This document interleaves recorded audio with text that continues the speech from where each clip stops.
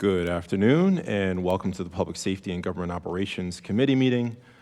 In attendance today, we have myself, Mark Conway, Chair of the committee, representing the 4th District, Councilman Burnett, representing the 8th District, Councilwoman Porter, representing the 10th District, and Councilwoman Ramos, representing the 14th District. Representing the Office of the President today, we have Preston Lewis, and representing the Mayor's Office, I've got Nina Themelis. Thank you. This afternoon, the committee will have a hearing on Bill 23-0372, Office of City Stat, Establishment and Administration, for the purpose of establishing the Office of City Stat, defining certain terms, providing for the appointment and confirmation of the Director of the Office, establishing the power and duties of the Office, providing for a staff and budget for the office, establishing a data-driven officer for each principal agency of the office, and providing for a special effective date. This bill was introduced on April 3rd, 2023, and it was sponsored by myself. We have been working on this bill pretty tirelessly just to make sure we get it right. And we have a couple of amendments that we'll be presenting to put forward.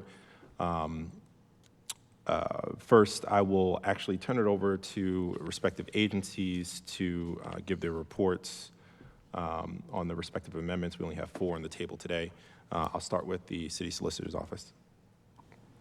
Thank you, Mr. Chair. Hillary Rulli on behalf of the Baltimore City Solicitor's Office.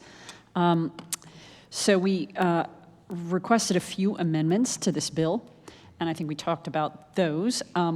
But they basically conform the language of the bill to what the charter requires. And there are several laid out in our bill report, but I know that the chair and I have worked on, formatting those and putting them in a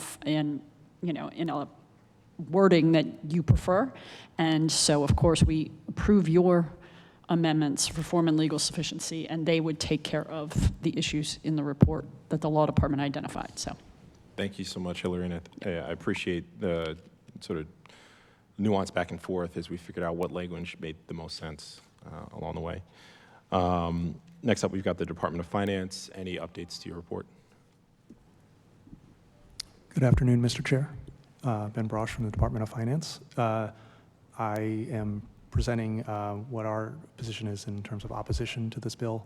It is not due to the interest in the office itself, but it is just based on the cost estimates associated with the establishment of a new office, which requires significant administrative support to ensure that the goals and interests of the office are met. Thank you. Thank you, Ben. And finally, the Mayor's Office of Performance and Innovation. Thank you. Faith Leach, Chief Administrative Officer, that will be representing the Mayor's Office. So as noted publicly multiple times, I am opposed to this bill and all of the amendments as it stands. This bill is duplicative of the work that currently exists within the Office of Performance and Innovation, where we currently have a City Stat team and a director of the City Stat team, a performance management team that oversees our agency performance plans, which we publicly launched 16 agency performance plans last month, our digital services team, as well as a chief data officer. This creates an undue and unnecessary burden for the administration when we have a pretty robust performance team that currently exists within the organization. I also want to note the work that we do in partnership with Bloomberg, who has funded our I-teams or our innovation teams, which is also a part of the Office of Performance and Innovation, as well as the work that we've been able to do with Hopkins. And so we brought world-class leaders who do this work on a global scale to support the evolution of our work here in the city of Baltimore. And while I support City Stat as a tool, City Stat is not a performance management framework. I've mentioned that multiple times. In addition to City Stat, of course, we use I-team methodologies, we use agile technologies, we also use Lean Six Sigma, for example. All of those things together, accompanied by agency performance plans, are the performance management framework that we have created. And while this bill focuses specifically on CityStat, CityStat, again, is a performance management tool. It is not a performance management framework, and it is duplicative of the Office of Performance and Innovation. So I do not support. Thank you, Madam CEO. Any questions from the committee? Councilwoman Porter. Thank you so much. This is actually for, just for the bill sponsor, just concretely. I know we had discussed this over a few times. Can you describe the difference between your particular bill and what OPI currently does? Sure. And so OPI did a full presentation, multiple presentations. Actually, OPI presented a similar presentation to the Health, Environment, and Tech Committee in early 2000 or late 2001 or early 2002. And at that time, I was trying to work with OPI to make sure that we were tackling some of the structural, I think, difficulties and changes between the administrations. CityStat got shook up, and there were a lot of changes that made it a little bit unstable for a while. This bill is important for a number of reasons. One, it clearly codifies the responsibility of CityStat in meeting regularly with certain core agencies. The amendments, which I can go through soon if you'd like, would reduce the number of agencies statted from 10 to 9. And these are the 9 core city agencies that are interfacing with constituents, with residents of Baltimore. And it takes those, some of the oversight and performance management of those agencies internal to the office. That work should still continue to happen within each of the respective agencies. Unfortunately, right now, for most of that work, it is happening within the agencies. And so I truly believe very strongly from my experience having been former director of CityStat that having that work happen within the agencies is insufficient for addressing some of the cross-pollination between problems, and only that can be addressed at the higher levels. So. Sure. CAO, I have a question, ma'am. Thank you. Can you speak to the cross-pollination of these agencies and what your office is doing since I believe, the most recent hearing in September 2023? Yep, absolutely. So I do want to clarify, most of that work does not happen within the agencies. It does happen within the Office of the City Administrator and within the Office of Performance and Innovation. And just as a reminder, I'll very quickly walk through all of the stats that we do, and we have added some additional stats as well. So we do a biweekly clean stat. So that is DOT, DPW, BCRP. We look at everything from recycling to tree planting and cutting and the like. In addition to that, there is also a pay stat. And so we've been able to reduce the backlog of overdue invoices from, I think, about $50 million when this administration came into office. And so now that number is well under $10 million. There's an HR stat, there's a permit stat that we've added just over the past, I think, 90 days as a part of some work that I'm implementing with the team. In addition to that, we have a hard-to-hire sprint that we're doing with our I-team. And again, I-teams are generally funded, and it's a concept that was brought to us by Bloomberg. We do youth violence stat, police stat, fire EMS stat. So there are a number of stats that occur, I think nearly a dozen stats that occur and that are managed by our team. In addition to that, I've also brought new methodologies into place. I don't want us to lean just solely on CityStat as a performance management tool. There are additional tools that we should be using to solve these problems. And so now we start to use agile methodology. And we've been digging into different challenges with agile when we look at our fleet and our fleet management and monitoring systems. We're also using Lean Six Sigma as well.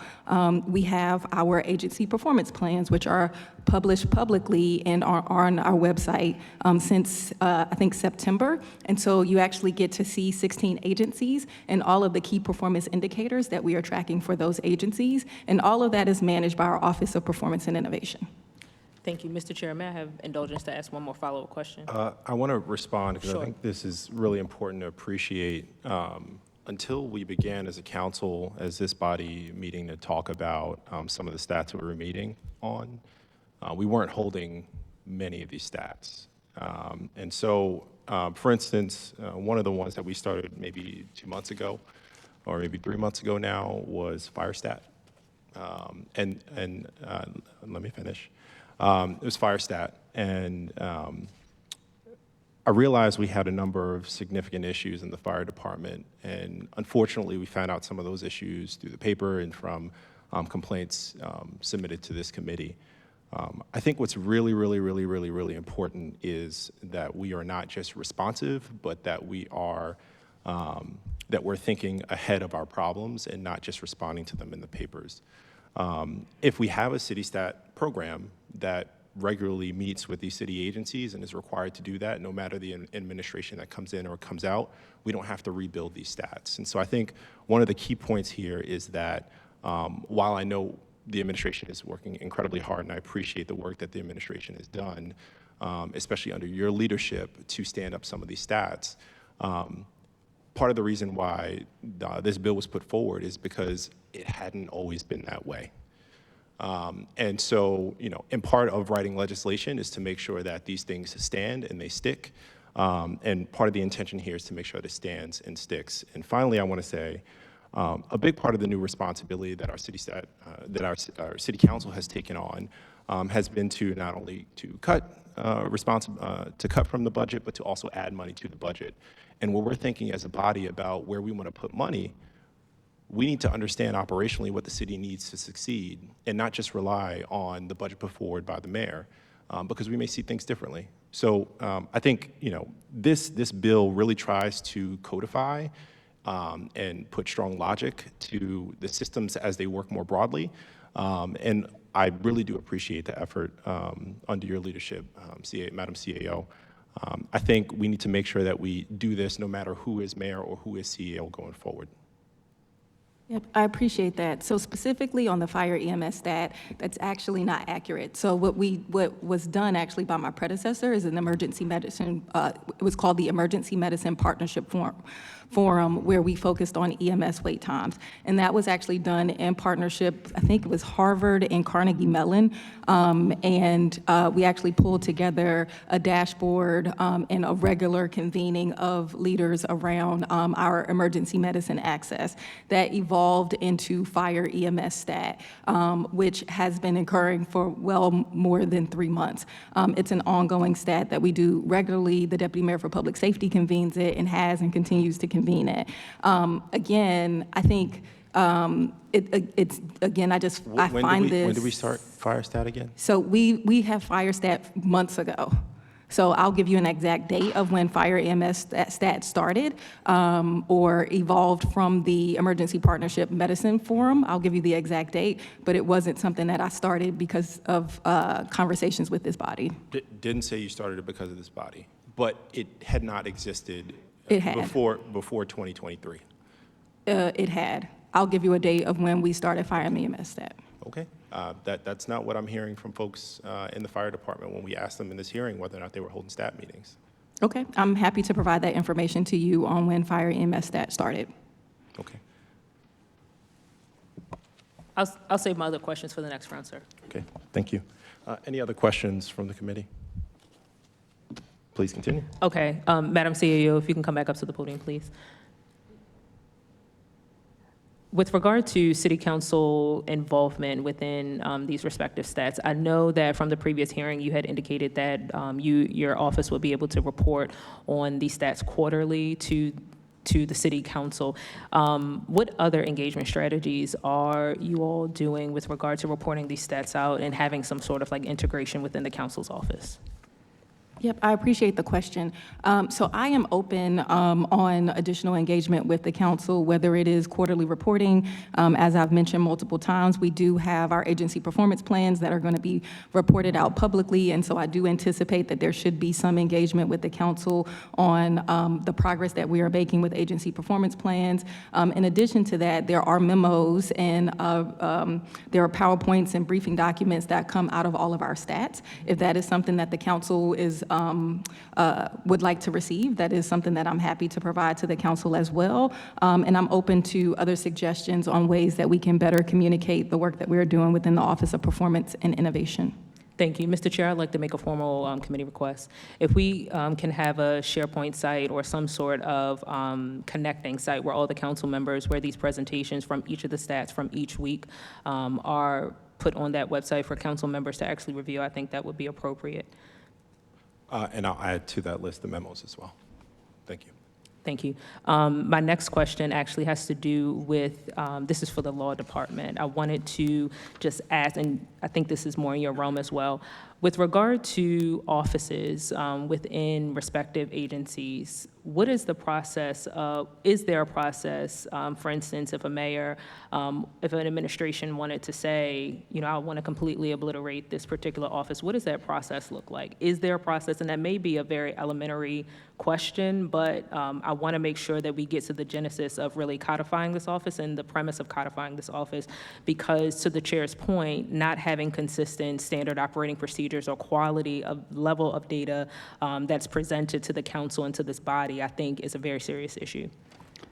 Thank you, Councilwoman. Are you talking about offices within the mayor's office? So when we talk about the Office of City Stat as it stands now, excuse me, it's in the Office of Performance and Innovation. If the next administration wants to come in and completely just get rid of that office, can that happen? Sure. I mean, the mayor's office can be as big or as small as the mayor wants, and it can take existing groups of people and give them new titles or duties. They are the, you know, chief executive of the city. Yes. If you're talking about offices within like DPW, for example, Yes. there are charter restraints on DPW that don't exist on others. And then, of course, if an entity exists within the charter, there would be a great likelihood that it would continue. But of course, you know, the power of the purse strings usually drives exactly, you know, who's hired to do what. Okay. So, I mean, there could be plenty of entities or people referenced in the code or the charter, and Yes. the position isn't filled. So it's really charter specific. If it's in the charter, then it has to kind of proliferate between. No, Okay, no, sorry. absolutely not. I mean, Okay. just like any executive in any level of government, they run the administration, and they say what they prioritize based Okay. on what they fund. Okay. Now, I mean, traditionally, I've never seen a mayor that's come in and said, we don't need a Department of Transportation. So I don't really see that happening. I have seen certainly mayors that will reorganize the mayor's office if a new mayor comes in. Generally performs the same functions, but it might be split up, or there might be different people doing different things. things. Yeah, sure. And so I want to pivot real quick. So just to answer that question, I want to pivot real quick to the charter foundation of the actual CAO. So when we're talking about managing agencies, we're talking about effective and having performance management, kind of making sure that the agencies function well. Madam CAO, can you speak to how CityStat is already literally within your purview as CAO and how it can be proliferated between the administrations? Yep, absolutely. I do want to reference or speak to your previous question.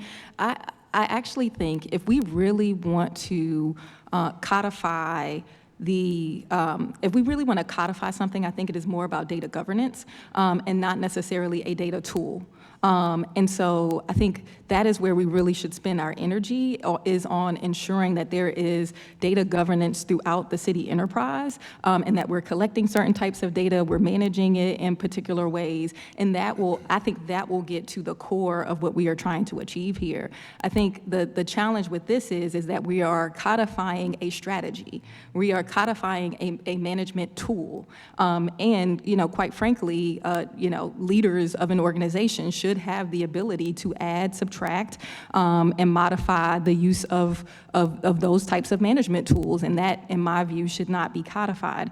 But to speak specifically to the city administrator's office, which is within the charter, specifically the Office of Performance and Innovation reports up to the city administrator, and they are one of, I would say, my core kind of functioning agencies that's directly within the CAO suite.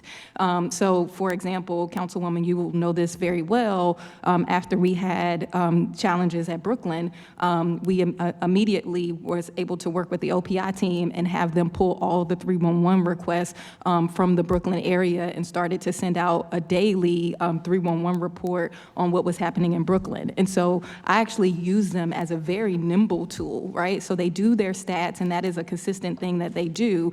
But as we have challenges across our government, I will send in that team to do some deep work and analysis, to use data to help us solve practical problems that are popping up in real time. And yes, we also do the very proactive work that's necessary to build a stronger government, and they are core to the city administrator's team.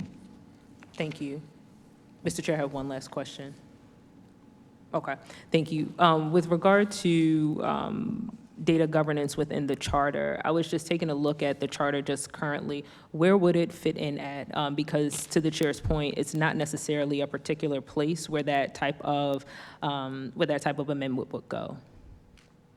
So I can't speak to the charter. Hillary may be able to speak more so to that. But I do think that we could legislate data governance. And there are data governance models that we've seen in cities across the country that I'm happy to pull. So where we've seen other cities do some legislation around this. Also, I know there's Councilmember Burnett has a bill around artificial intelligence. We are starting to use AI. And there are some things that we need to be looking at in that space. So there's a lot of work that we actually need to do around data governance and data infrastructure. Okay, thank you, Mr. Chair. Thank you, Councilwoman. And I want to be clear, the intention of this bill is not data. The intention of the bill is performance of our city agencies. I want to have an opportunity to go through the amendments, which should be on all your desks, very briefly, just so folks understand the changes that will be made from the first reader of the bill. So first, amendment number 1 effectively changes performance agreements as an idea to performance plans. And so I think it's also really important to realize that this city stat office would be operating in concert and in a partnership with OPI. And so all the efforts to pull together performance plans that already exist, the city stat would be working with those offices to help them see it through. OPI will continue to produce those plans, and it would still work within that basic management infrastructure. Amendment number 2 strikes, one second.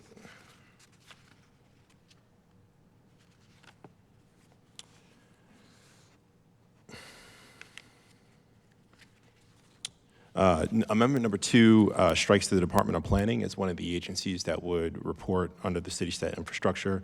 The logic here was we didn't want to add or require anything that wasn't absolutely sensible and necessary.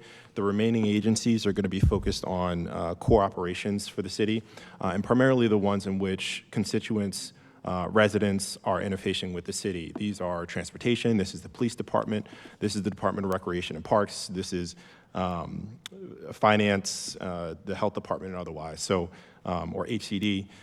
So these are going to be the core agencies in which people are interfacing with. These are a lot of the issues where we have service requests coming into the city, and we want to make sure that the city is actually delivering those services at a high level. Planning didn't quite fit that bill, so we took it out. Now, to be clear, the bill still allows the director of city stat to create and remove additional stats as needed. So if the director of city stat felt, or the city administrator felt like planning was a necessary stat, that's a decision that would still be left to the administrator. Next, it cleans up some language just to make sure that we fit under the confines of the charter with how we list data and reports online. It's just some cleanup language there to make it fit legal sufficiency. And then finally, the Fourth Amendment just changes some language on requirements for distribution and monitoring of progress, also just to make sure that it fits legal sufficiency as advised by the law department. Any questions about the amendments? Okay. I'll entertain a motion to move the amendments.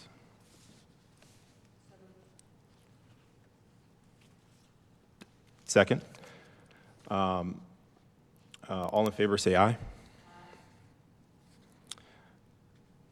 All against, say nay.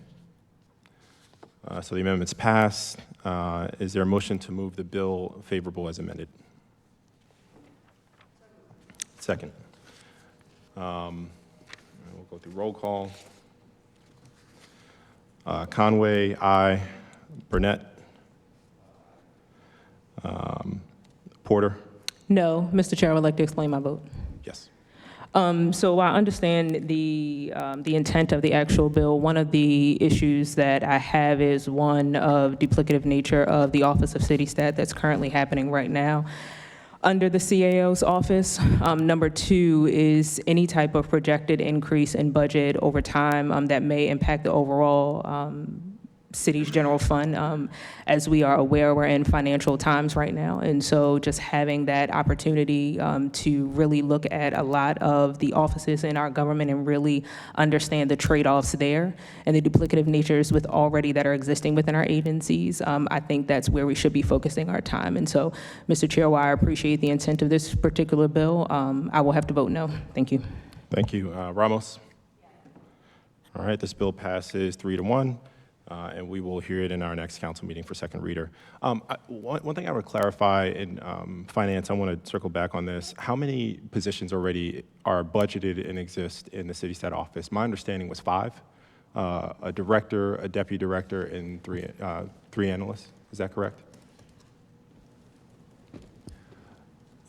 Let me get back to you with exact information on that. I do know that there's existence of the deputy director and the 3 analysts, but let me confirm on the director piece. Yeah. To Councilwoman Porter's point around extra expenses or duplicative nature,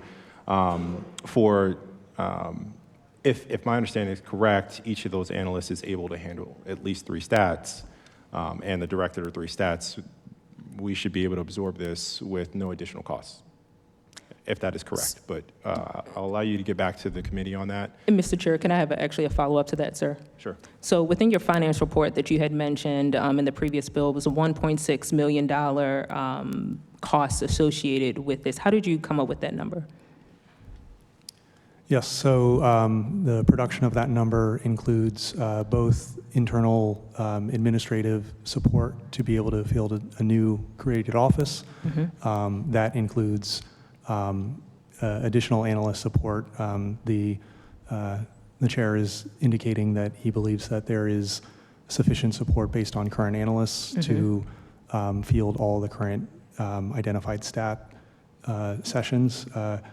We had included in our response the indication that there would be need for 2 additional analysts. Yes.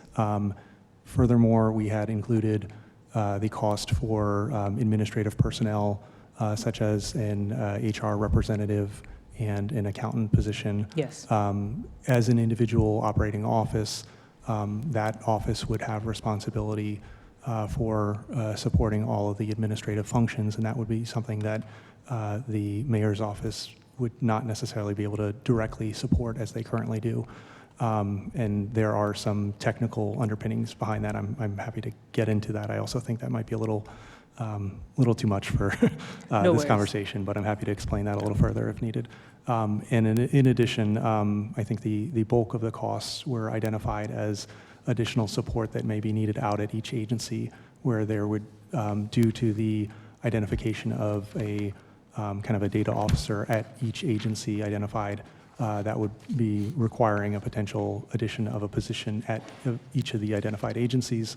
If planning is no longer on that list, we would certainly wish to kind of strike that from an additional cost, but we would need to understand and ensure that there is sufficient kind of infrastructure at each of those agencies in alignment with being included in each of these further stat sessions. Thank you. Thank you. So I want to be clear, to further make this point, I made this point in our last hearing as well. This bill does not require additional positions in each agency. And we discussed that. That is a gross overestimation in the initial finance report for what is being asked for in this bill. I would hope and suppose, and if I'm wrong, then we have bigger problems as a city, that we have data analysts in each of our agencies. If we don't, we have bigger problems as a city. If we do, there is no additional cost. What's more, we have, as I mentioned earlier, plenty of staff already that exist to meet the needs of the office. And the two positions, HR and accounting, were explained to us in the last hearing that they were not necessary but recommended, because that is an ideal for offices, but not necessary. And in fact, another standard of this in the city that already exists is the Office of Emergency Management, which has flipped around from being in the mayor's office to DPW to now the fire department. And this was another issue that we as a committee have revisited time and time again. So there's no need for those two positions either. This is a net neutral bill. Thank you, and we're going to move on to our next hearing.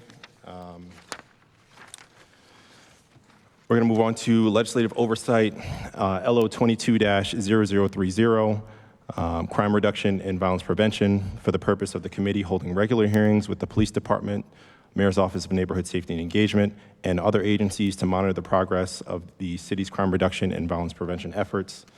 This bill was sponsored by myself. I'm going to turn it over to the commissioner, and he's going to walk us through some crime stats. Yes, sir. Excuse me. Yes, sir. Thank you, Chairman Conway. With me is my executive team, Aaron Murphy, Colonel Brown, and Colonel Jones, Acting DC Jones, I should say. My presentation is going to be really brief. I figured most of the meat and potatoes will be the questions. Basically, the first slide is just going to show you their narcotics arrest, 1,103. Handgun violations, 1,148. That's actually down slightly from last year. Robbery arrests, 343. Attempted murder, 156, and murder, 56. And then you go into our gun arrests. You'll see that those are down slightly. It's down about 10%. Our gun seizures, even though they're not listed on here, are up 10%, which means we've got about 10% more guns. I think we're at over 2,200 guns seized so far this year. And we're in the 300s for ghost guns. And then we go into the crime numbers. Basically, this is just a quick overview and is dated from the 7th. The numbers are slightly different right now. Right now, we're about 40 down in homicides and about almost 50 down in non-fatal shootings. Robberies, the area that we're seeing an increase are the street robberies. You'll see they're up about 4%, and it's actually a little bit higher on that. This is kind of just a brief overview, and then we go into the domestic and youth violence. Youth violence has been a problem all year. We actually have 92 victims so far this year. That's what we had total last year. So anything above that, and even if you take away the incident in Brooklyn with 13 victims, we're still above last year's numbers. And it's still a problem for us. As you see, the robbery numbers, 223 compared to 113 this year. A lot of that surrounds the schools before and after. Even though we have our deployments, they're kind of going outside because they know right where our cops are for the most part. But that pretty much ends the presentation, and then we can go into questions. I do have the citywide numbers that we can go into through the EXIM that's put out each week. But we are still having some challenges with our numbers, with our ITD, information technology, and our data-driven factoring in the new post boundaries and new district boundaries. So it's still challenging for us. But we look at it every single day. We have a crime call. We just had one just before we got here about some everything that's happened over the last couple of days, which luckily hasn't been a whole lot. So hopefully we can keep that trend up. But things are going pretty good. The men and women are working really hard. That's about the end of my presentation. I'll just take questions. Thank you, Commissioner. I just want to say, and you and I had a chance to talk about this very briefly before the hearing. The data piece is a little tough. I think I would like to have had more to kind of dig into. I know there's still the EXIM report, but even that has some limitations because of the changes in our districts. Mm-hmm. I know one of the things we talked about in our last hearing, and I would love to be able to see if we can make this happen, is consider our new districts with our previous crimes so that we can have a strong sense for the changes in comparison over years. Right now, to have the numbers without the additional context of previous numbers, it leaves us kind of in a really difficult place to pinpoint where we're seeing upticks in respective districts or with respective issues. So I'll note this. I'm once again very happy to see the decline in crime. We're seeing pretty significant reductions in violent crimes. We're having some pretty decent problems with property crimes just broadly. I would love if we had additional data to compare where we're seeing those spikes and understand what those respective districts are dealing with to address those spikes and what resources we're looking at to address those issues. But it's a little difficult, honestly, right now to answer those questions with the limitations we have here in the data. And we're actually meeting tomorrow. Our last half, we have ComStat tomorrow, is 2 hours. Our last half an hour is going to be discussing the data and making sure that we have the correct set of numbers consistently, and discuss about comparing. I know it's really not comparing apples to apples, but I think we have to have some kind of comparison to look at. And I have some ideas that I don't know how much work. I'm not an IT person, so I don't know how much work it's going to require, but I think we can get somewhere in the very near future that's going to help us analyze it. But we do, Colonel Jones, Colonel Brown, and we look at the crime all the time. There are some areas that, for example, we just had a couple carjackings over the last couple days. That's a new pattern that's emerging. We've only got 3, but it's up in the, it was in the Northwest where they're actually approaching young ladies who are at the gas pumps and trying to steal their vehicles. And then we've tracked the carjackings with the young people. We just made several arrests yesterday, and we continue to make the carjacking arrests, and we continue to make the gun arrests. We've got an initiative going on up around where we've made a few arrests right around Lexington Market. So some of the things that are brought up here, we do listen. So we have deployed to several of those areas to see what we can do, because we look at it every single day. We know Century Districting, probably the district that's taken it on the chin the most is probably the Central, mainly because they had some tough areas, and they picked up all of Fells Point, all of Fed Hill, and then the Eastern picked up all of Bel Air Edison, the Chum, and 4x4. So those are some of the things that we continue to look at. And there could have been a little better handoff of those areas, and we're working on that as well, as far as the officers and the deployment. But one thing I am really happy about that I've seen is over the last 3-4 months since I've been acting, I've been pushing the foot patrols and the vehicle stops, and vehicle stops, because the guns are being transported by guns, they're doing by cars, they're doing carjackings, and stolen autos. So those have increased dramatically, especially the foot patrol. And so much so that we're going to amp up the guideline that we use. Right now, we just use, I think, 10 or 15 minutes, and it counts as an incident of foot patrol. So we're going to increase that a little bit.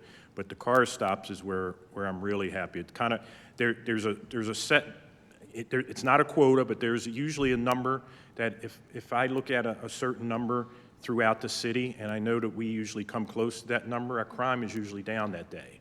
And I think it's just more so that the officers are out there being proactive, and you seeing the activity of the officers making stops and car stops and getting out of their cars and walking foot. And I think they're getting the message, and I think they're doing a really good job with it. And hopefully we can continue that trend as we move into hopefully close out the year. Yeah. But we got a long way to go, so I'm cautiously optimistic. So if I can, Mr. Chair, to the PC's point, so we've already identified tomorrow being a large focus on our analytics and data-driven strategy, but I don't want to leave here remiss that, we know one of the ComStat tenets is accurate and timely information. So Monday, Wednesdays, and Fridays, we always are having our district call-in meetings for our 24-hour crime. Thursday, tomorrow, we're having our ComStat where we're going over the Western and the Northern District's crime, as well as all of the other metrics that we have to adhere to through the consent decree and our compliance unit.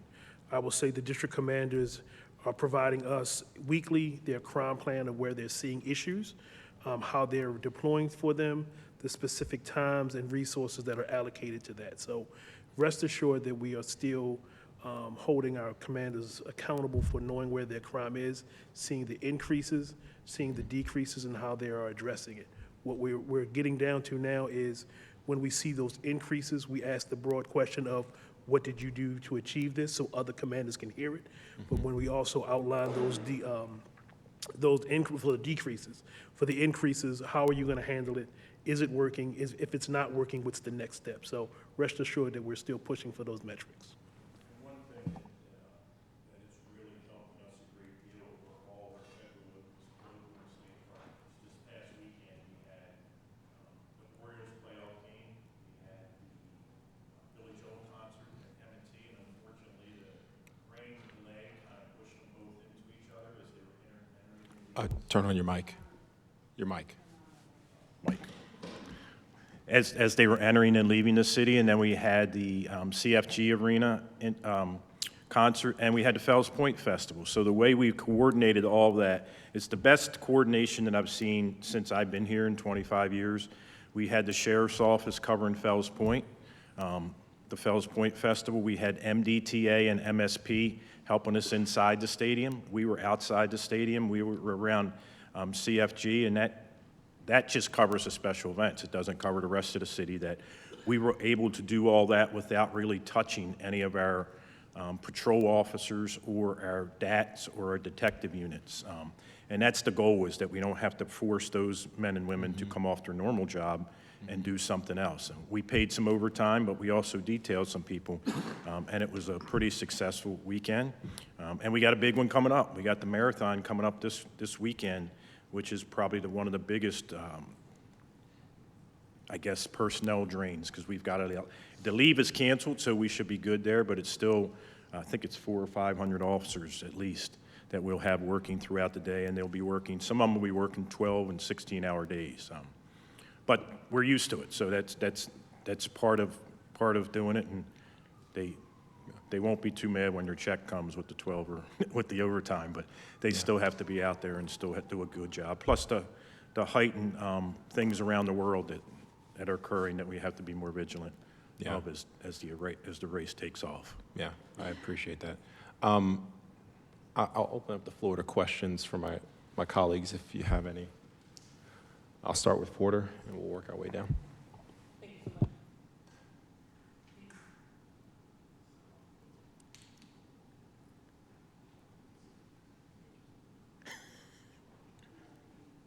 Okay, I was about to start busting some club music, but that's all right. I did have a question, Mr. PC, regarding, I think it's the citywide crime overview.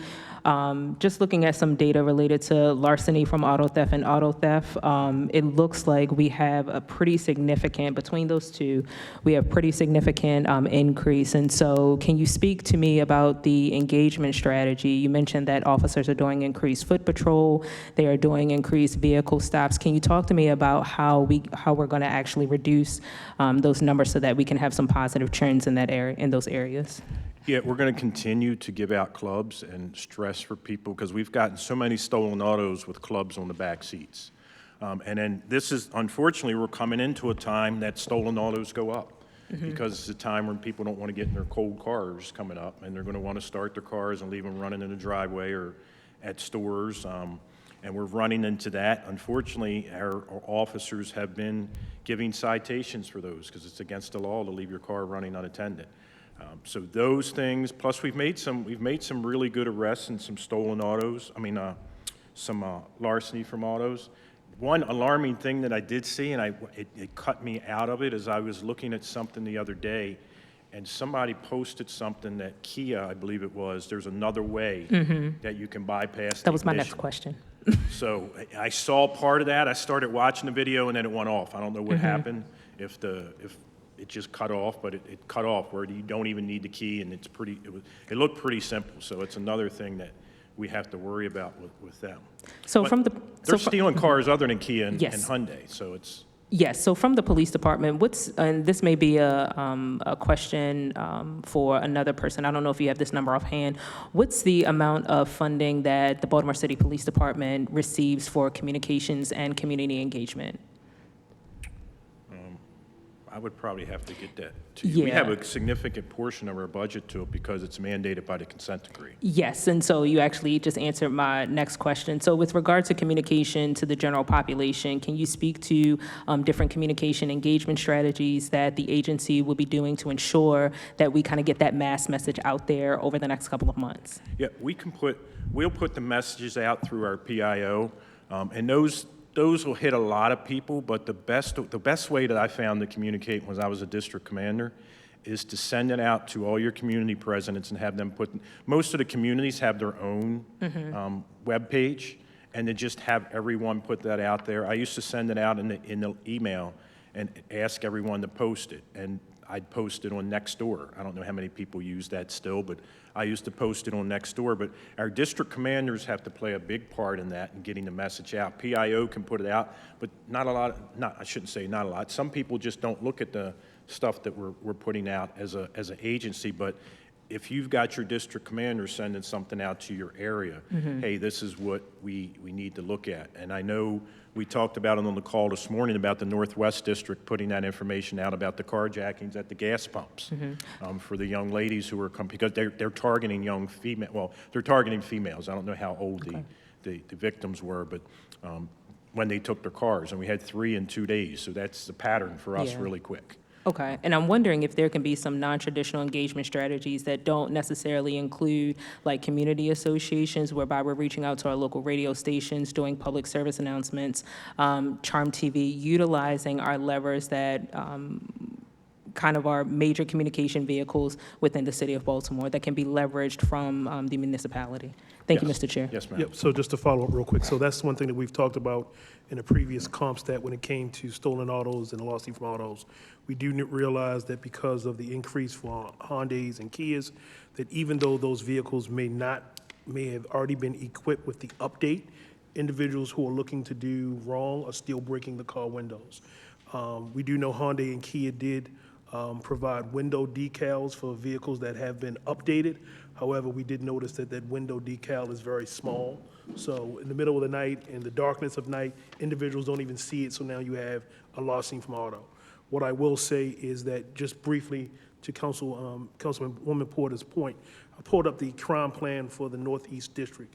For their 14 posts, 414 posts, it talked about foot patrols, as the commissioner talked about, but it also mentioned larceny from autos in the 1800 block of Sherwood and in the 1900 block of Wardsworth in reference to stolen vehicles having their front tags stolen.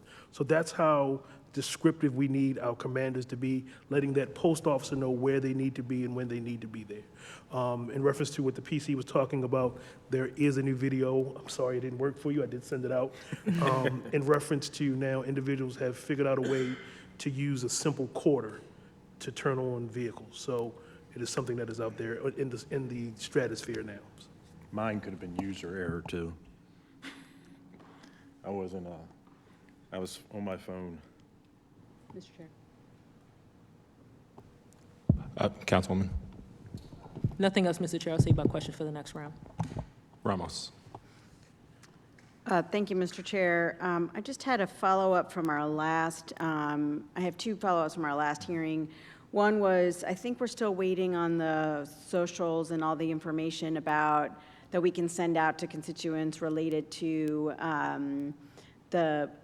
when there is a complaint about a police officer, and not just the socials regarding, the PIB, but also the PAB and the Civilian Review Board. Are we expecting those soon? Because I think those were supposed to be. Hi. Good afternoon, Colonel Brown. Ma'am, that's been released already through our social media, and I believe that we sent it to you, all right? Sent it to you as well. I don't have it. You don't have, okay. We'll double check. Yeah, and Aaron, I think you were on an email yesterday about an incident, and I had asked about that. So I think it's just, again, going to my colleague's point about communications, if you're wanting to get a message out, utilize us as well. We do not always get on social media. Our staff does. And so we shouldn't be finding out about the messages that you want to send out by the social media. I mean, we need an intentional email from Aaron or from whomever to say, we could really use your help on getting the message out, and, because we will do that. I mean, I have a newsletter, all of my colleagues have a newsletter, so like, we are happy to be a part of that. And to my colleague's point, I mean, we just need to use like all, but we had a specific incident yesterday or the other day in my district involving a police officer, so we said that we would get that information out so that residents can make those reports. I will double check that. I thought it came from Michelle to you, but I'm going to double check. I'm going to make sure you get it, and I absolutely understand. She sent me the links, but not the social cards. Okay, that's the difference. Okay. I will make sure that you get that, and I do always appreciate the fact that when we give you information, you get it out there. So I appreciate that, and I will make sure you get it. Thank you very much. Sure. And then on the slide here around gun-related arrests, again, I think that, the police department is doing really everything you can to try to get those guns off the street, and I definitely appreciate it. I do see that it's a slight decrease from last year. Is that I'm being hopeful that there's not as many guns out there? Or is it just that you're being more intentional about the work that you're doing? Can you talk a little bit about the decrease in those? I think that's wishful thinking there's not more guns out there. I know. Because I don't think that's the case. I'm sure that's not the case. I'm being I hopeful. think it's just the fact that some of the times last year, we were able to make multiple arrests, and we've had a few more investigations, and we've also lost some people since last year. But the good thing is, some of our federal partners have picked up. Just recently, one of our federal agencies started a task force for tracking the guns coming into the city. So I was waiting for that. I was waiting for that question to come from you. I was a little disappointed when you went to the other question. I figured that was coming. So that's one thing. We had our federal partners meeting yesterday, I guess it was, and one of the federal agencies has a new task force with new federal task force officers that they're supplying, along with us, to look in where the guns are coming from, and they're going to start giving us a report within the department that's going to track down the gun from where it was purchased to how it got to Baltimore. And so they're just doing the tracking part at this point? Well, they'll do the most of the time when they track it, it's because of an arrest. Right.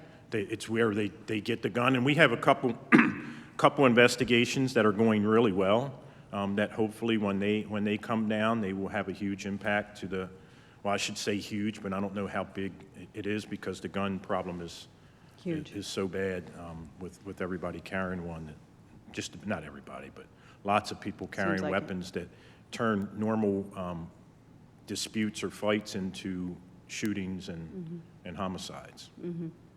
So we'll hear more, I guess, about the task force, because obviously we were in a meeting about it yesterday, but I'd like to hear more, and whether or not we can, obviously we can't compel them to come before us, but any information that you have around that is good. And I'm encouraged, because we need all the help we can get. And so if our federal partners are not just tracking, but also helping with investigations, really trying to understand what's happening here, and are going to be working cross-state to help us, I think that's good. So I'm looking forward to any other information that you can provide for us. They are. They work with us every single day, and with this, especially when we don't like it when they cross state lines, but it gets our feds involved, and the fed sentences are usually pretty heavy.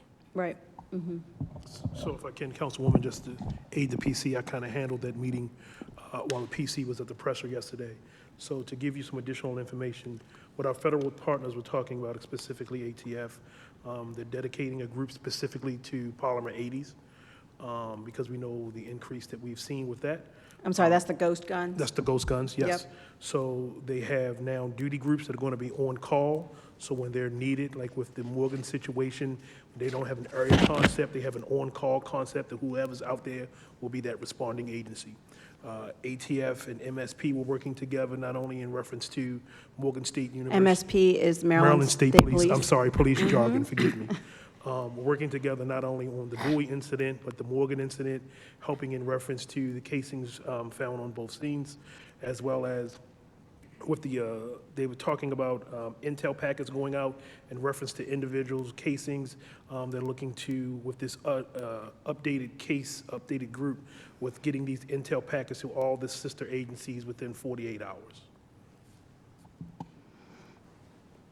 So the piece, just as a follow-up, so they're going to be, there'll be somebody from this task force assigned to all of these types of shootings to gather information, to oversee, not really oversee the investigation, but be a part of the investigation, collect data from not just the gun, but the casings and any other information that can help in an investigation. Correct. Just to make sure relative that to where the gun came from. a coordinated effort. So the big point in reference to the analysis is that when it comes to shell casings and NIBIN, is that the short time to crime, looking back of when the gun came on scene, when it was stolen, when it was whatever, and then the first time that an incident happened. So between those 2 points, what happened? How did we get here? So that's the importance of the analytics. Having everybody involved through ATF is going to be the key in reference to getting that intel out as soon as possible for So collaboration. you just said, though, that from the point of when the gun is stolen to the point of when it's used, we don't know that all these guns were stolen. We do course not. think that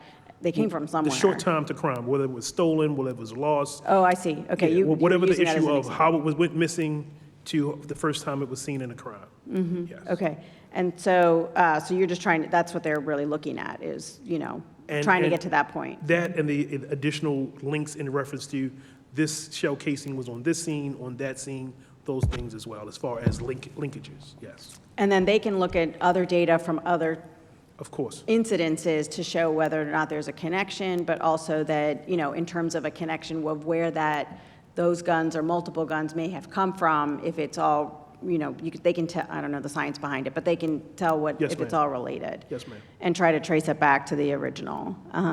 I'm just concerned that also I hope that they also are paying attention to this crazy piece around, some of these gun sellers saying, oh, gee whiz, we just lost a few. Oh my gosh, some got stolen. Like, I just don't believe that that's the case. I think that there's some real underground problems here, and hopefully they'll get to the bottom of that. Yes, ma'am. It may not be them, it may be something else, but I mean, we've just got to get to the bottom of where all these guns are coming from. So I am encouraged and hope that BPD will be putting in a lot of resources to have a partnership with that task force. So thank you. And Councilwoman Ramos, I know that Lieutenant Colonel Callahan had a meeting with you explaining CGIC. So just think about that process that's the Crime Gun Intelligence Center, even though literally every officer on the street is a piece of that wheelhouse.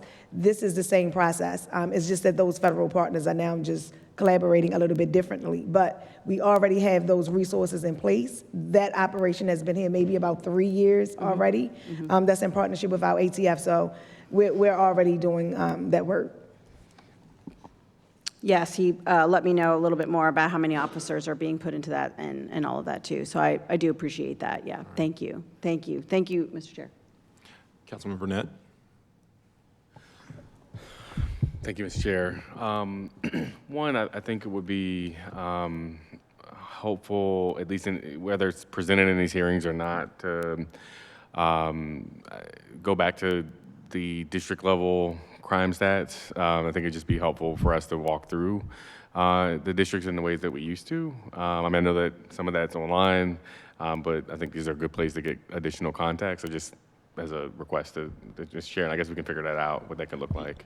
Yeah, Councilman, that was kind of the point I was talking about earlier, where because we changed the districts, they're having difficulties comparing this year to last year because the boundaries are different.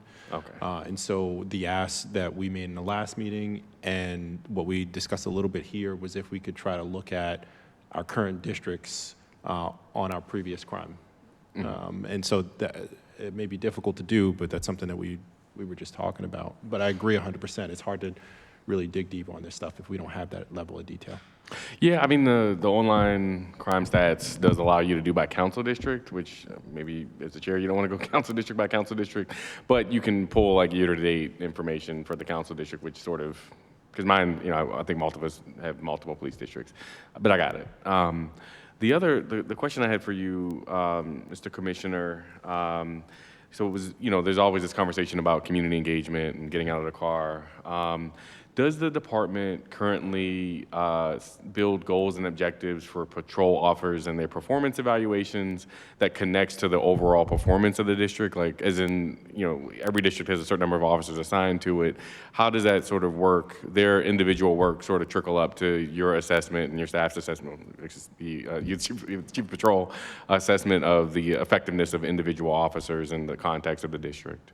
Yeah, the zone, and I'll let Colonel Jones go into it a little bit too. The zone strategy is that it's been proven over the years that if you spend 3 increments of 15 to 30 minutes out of your car doing some kind of engagement, either a car stop, foot patrol, business check, whatever it is, if you spend 3 engagements in a 8.5-hour period, it has an effect of you spending 4 hours in each one of those locations, because no one, that's just been proven. Anything more is actually has, an egg doesn't really affect it anymore. So we do want them out of the car, and we do in ComStat, we hold the majors accountable, because it's the majors' job to basically hold their lieutenants and their sergeants accountable. And we look at the shifts. We compare shifts. Okay, which shift is doing the foot patrols? Which shift is doing the car stops? Like, every day we all get a stat sheet of what each shift did the day before, and then we bring it up to the major. Like, I can tell you there was several shifts in the city that never never made a car stop yesterday. On 8.5 hours, none of the 10 or 12 or 14 cops stopped the car. So now maybe they were doing something else, like, for example, the Central, they had that symphony protest that they had to deal with all day, so we had to send them extra resources to help with their calls while they handled that. So that's somewhat of an excuse, but some of the others had no excuse as to why. Okay, if you're not going to stop a car, then you should be spending more time walking foot or more time on business checks. And that's how we evaluate our commanders. If your crime's up and your proactivity is down, that's pretty good reasoning why. But so we look at that, and the colonel and the lieutenant colonels, or sorry, the acting deputy and the lieutenant colonels look at that every week in ComStat, and we look at it almost daily on a regular basis, and on the crime calls 3 times a week. No, as the PC said, that's the metrics that we use, 3 times, 15 or more. As the PC said, anything before that, studies have shown that it's ineffective. Anything longer than that time is ineffective, because they're seen as just being a scarecrow. So that's the sweet spot that we try to hold district commanders to and their officers to, based on not being detailed to something else, hospital detail, making an arrest, an ad hoc event pops up that may pull them away. The strive is to go with the redistricting, as well as having some of our normal calls for service that are no longer handled by patrolmen, they're handled by our telephone reporting agency. Opens up officers to what we get to of, we want to get them to 40% of proactivity. That proactivity in reference to engagement, as far as reaching out to the community, playing basketball, fixing a bike, walking into a store, having a conversation. That's that community engagement that we're trying to have. Each district has a NCO, a neighborhood coordinating sergeant, as well as 2 neighborhood coordinating officers.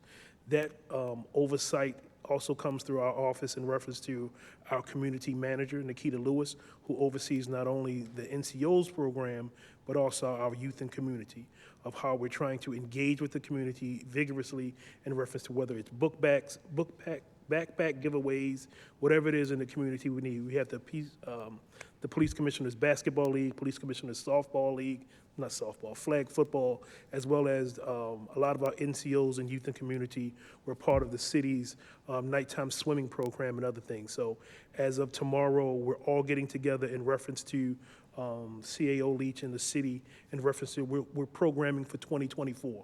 What is 2024 going to look like in reference to youth, events, community, and everything else? So we're trying to be ahead of the game, and BPD wants to be a part of that. So.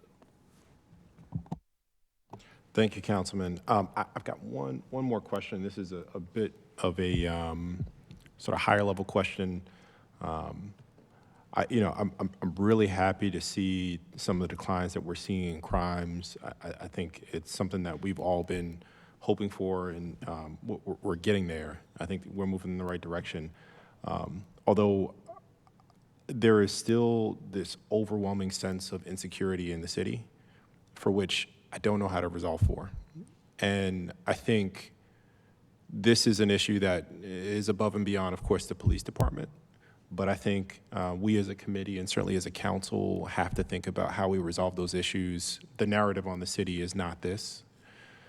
And I'm curious how, Commissioner, how we're thinking about this and how we can, change the perception of safety in the city, over time. Because, ultimately, as we see here, crime is going down. Our violent crime is going down for the first time in a while, which is great.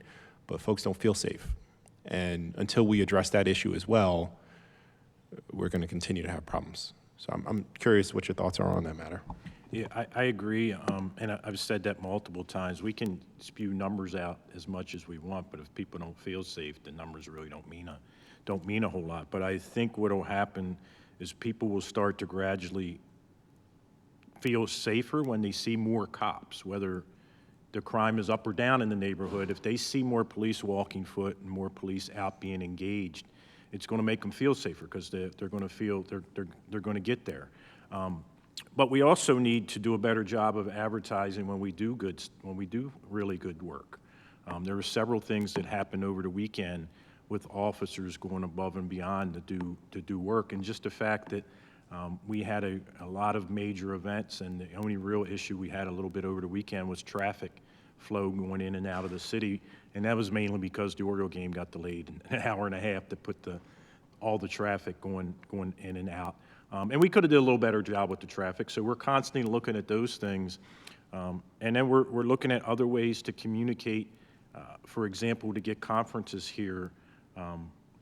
I'm actually going to go, I had talked to the ones that plan the conferences, and I will get on a conference call with, the individuals that they need me to, or even in person meet with them and tell them about the city and how safe the city is and how we want their conference to come here. I think it was Live Baltimore is what it was, or tourism, whatever we got to do to bring people here, because if you talk to most people outside of Baltimore that have been here, actually talk well about the city. Unfortunately, we have a couple TV shows that shed a bad light on us, and we'll get through that stigma. But I think as you see the officers doing more community engagement and community policing, that's when you'll start to see the tide turn for the citizens starting to feel safer, and hopefully the crime numbers will be matching the way they feel. And that'll take a little bit. Yeah, I appreciate that. I think, I want us to think about that component as a body as well. As we're talking about the raw numbers, that perception is really, really important. That perception is what's going to increase the number of folks who are willing to and eager to live in our city, folks that are going to invest and buy homes here and start businesses here. And so we have to turn that curve too. So, we want to keep up, the progress and good work that we're seeing here. Would love to have more detailed numbers to understand what's going well and where it's going well, and where we're coming up short on some of the property crime issues. We understand what's going on there as well. But, that perception issue, I think, is a nagging issue that we've been dealing with as a city for a long time now. So, and we actually had a meeting yesterday with a couple community, were you going to say it too? Had a meeting yesterday with a couple of community members, and they were talking about things within their community. It was Upton. We had met with Upton, and they were talking about how and I didn't know this, how the property value have increased so much in that community. And then they're looking at incentives, like we're going to give multiple incentives for our officers to move into the city, live in the city. There's a take-home vehicle program that's going to get amped up a little bit. But they were looking at even trying to match something if you move into Upton. They were going to try to match an incentive to get the officers to come into the city and live in the city. But I was really surprised at how much improvement they've done over there, because I haven't been over there. I never worked I worked the Western, so I was never on the other side of Pennsylvania Avenue too much. So I was really surprised. And if you look around, they're building everywhere in the city. So there's a lot of cranes up in the city that are building, and we've got a lot of really good community partners, businesses and community organizations as well that are going to help the city continue to grow. Thank you, Commissioner. I'm going to turn it over to Director Mavronis. Mr. Chair, I have one more question, if possible. Sure, go for it. Thank you. Mr. PC, I did have a question related to quality of life crimes in the citation docket. How's that going? It could be better. Okay. We didn't do well, but I kind of expected that. Okay. Because anytime you give us something new, and I know how citations are, it's very, we finally got our officers away from writing paper documents, and then we had to give them a paper document. So Yeah. they have to, and you have to copy the charging down correctly or it gets tossed out. So what we're doing, working with the state's attorney, we're going to get our officers the charging on a laminated card to put in their pocket so that they have the exact charging right there. And then just get them used to writing them. And the good thing is, even though a lot of them got returned, when they got returned, it was returned in an email from our records management system that told them what their mistake was and here's how to do it correctly next time. And a lot of the feedback was a lot of the officers appreciated that. You never want to get something back and say, hey, you screwed this up, do it like this next time. So we can do, we're going to do better and we can do better. And Yeah. But it didn't go well in the first month, but Yeah. I'm confident. Whatever we ask our men and women to do, as long as we train them correctly Yeah. and give them the tools that they need, they'll go out and do it.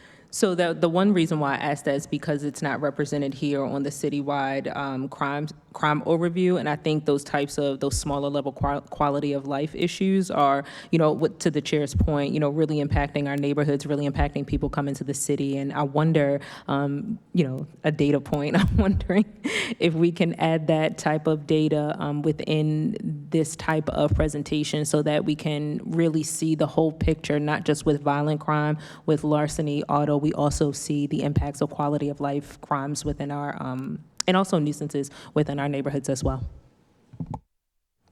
Thank you, Councilwoman. Director, floor is yours. Thank you very much, Mr. Chair. Thank you, members of the committee. I'll do my presentation from here. Can you hear me okay?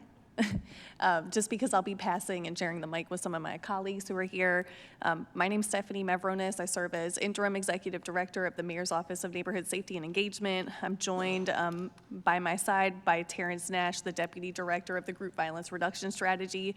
We'll be providing a comprehensive update on GVRS, where we currently stand, setting expectations about what's coming next, and also talking about a lot of the work that's been underway for the past few months since we've last provided this presentation to the council. So I'll jump in right here. All right, so we'll cover a little background on the group violence reduction strategy just to make sure we're talking about the same thing. Want to talk about our data, so we'll be providing some of the statistics that we typically share in this forum from GVRS Stat, and then talking about how we're building towards the citywide strategy. All right, so going into our overview here, we've shared this graphic before, but I think it's really important. This illustrates the mayor's dual integrated gun violence prevention approaches. It also shows where GVRS and community violence intervention, which we also call CVI, joins. And so we see some of the common linkages: community moral voice, victim services, wraparound supports, life coaching. These are things that we know make a difference, and we're certainly seeing them make the difference in this strategy. But just want to point out this is kind of how the strategy looks. And again, as a reminder, GVRS is the combination of messaging that's individually tailored to someone, and law enforcement.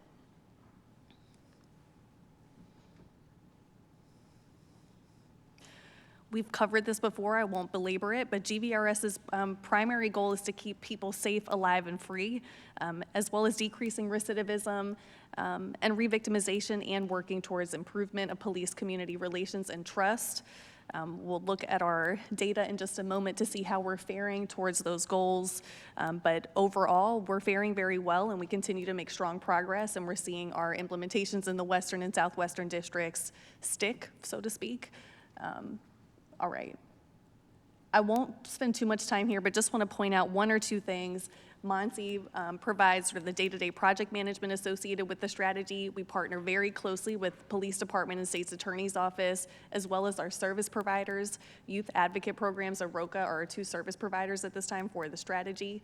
And just want to say here, too, that everyone you see in front of you is very committed to the strategy. We've talked before about navigating leadership transitions. We are all here united in our work towards this strategy.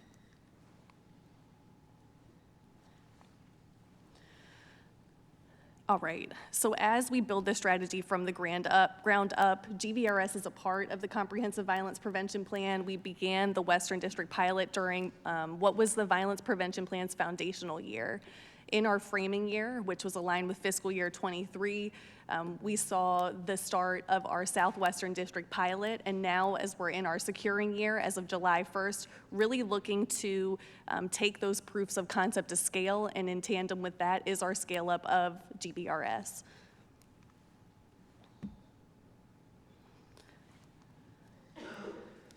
All right. So as many of you are aware, we track the provision of services and support associated with the strategy. MONSE has an in-house data team. This is a data capacity within our agency that we've built from the ground up. A big part of their role is making sure that the numbers we share here have fidelity when it comes to GVRS. It's also a way for us to be very intentional about what works with the strategy and what doesn't. It's why we spend time focusing on these numbers here today. But let's jump right into our numbers here. All right. Just to orient everyone to this slide, we talked about two different start times for the Western and Southwestern districts. So you'll notice we're sharing 21 months on this slide of Western District data from the start of that initiative in the Western District and 9 months from the Southwestern District. What we see here in the Western District, we've done a total of 176 direct communications with another 25 pending since launch in 2022. A total of 82 individuals have received services from YAP and ROCA combined. In the Southwestern District since January 2023, when the strategy started, we've done 49 direct communications, another 14 are pending, and 20 individuals are receiving life coaching services from YAP and ROCA. One thing that I want to note, and I'll give our GVRS Deputy Director a chance to chime in, is that you'll notice the referral response times on the left-hand side from the Western since inception look pretty high. You see here 25 days and then 11 days. I did want to note that since the start of 2023, those numbers are down significantly. So the average time from enrollment since January 1st in the Western District, we're now down to 7 days. So we've really closed that gap and are very quickly enrolling individuals.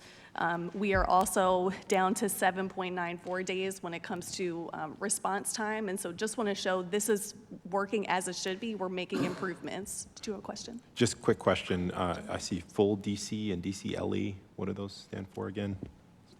So full DC are full direct communications. Those are direct communications with services included. Direct communications LE are law enforcement only. We would give those in the cases where someone is incarcerated and they're not being released anytime soon. They were just arrested or for some other reason that would make services impractical. Got it. Thank you. And anything else you wanted to add about this? No, Madam Director, I think you hit on that. If you look at what we've done since the beginning, when we were at an average of about 25 days between the coordination meeting where the referral happens and the actual contact to where we are starting at the beginning of this year, about a week. I really have to commend Baltimore Police Department Outreach. They've done phenomenal work, not only in the identification and location of individuals, but in their cooperation with MONSE, our Community Moral Voices, and our service partners. Thank you. All right, I want to spend a little bit of time on this slide because I think it's actually very important, and I'll give my colleagues at BPD an opportunity to speak to this as well. We track recidivism rates and re-victimization rates for participants in the strategy. If you think about who is a GVRS participant, we're talking about the individuals who are most at risk for either being a shooter or being shot. And so when we see a recidivism rate of 5.26%, 6 individuals, and a re-victimization rate of 1.75% corresponding to 2 participants, these numbers are very low. And so while we want to see those be 0, I think it is really important that we think about the fact that this also helps us show that the strategy is effective, that it's working, and when we do give individuals the opportunity to make a decision to walk away from the life and change their plans, they're taking them and they're staying safe, alive, and free to the design of the strategy. I would like to turn it over to BPD in case there's anything else to add on this slide before we move on, and then Terrence, if you have anything else to add here too. Yeah, I would just add that, I mean, this is exactly what the strategy is about. And even though we've struggled in year 2 a little bit in the Western, the Southwest is still going well, and some districts that have been using the model without the initiative being there, they've adopted the model, the Eastern, for example. That's where we go after the Central. And then hopefully we'll be in the Central by the end of this month and get back on track for the movement. But this is exactly what the strategy is. And we knew we might struggle a little bit because we basically had to cover 2 districts, and now we have to cover 3. And we're going to change our strategy a little bit too, as far as enforcement and investigations, to make it a better option, so that at one point we'll be able to cover all 9 districts. And we're going to get that set up before we get probably even to the 5th or 6th district. We'll have the ability to cover all 9.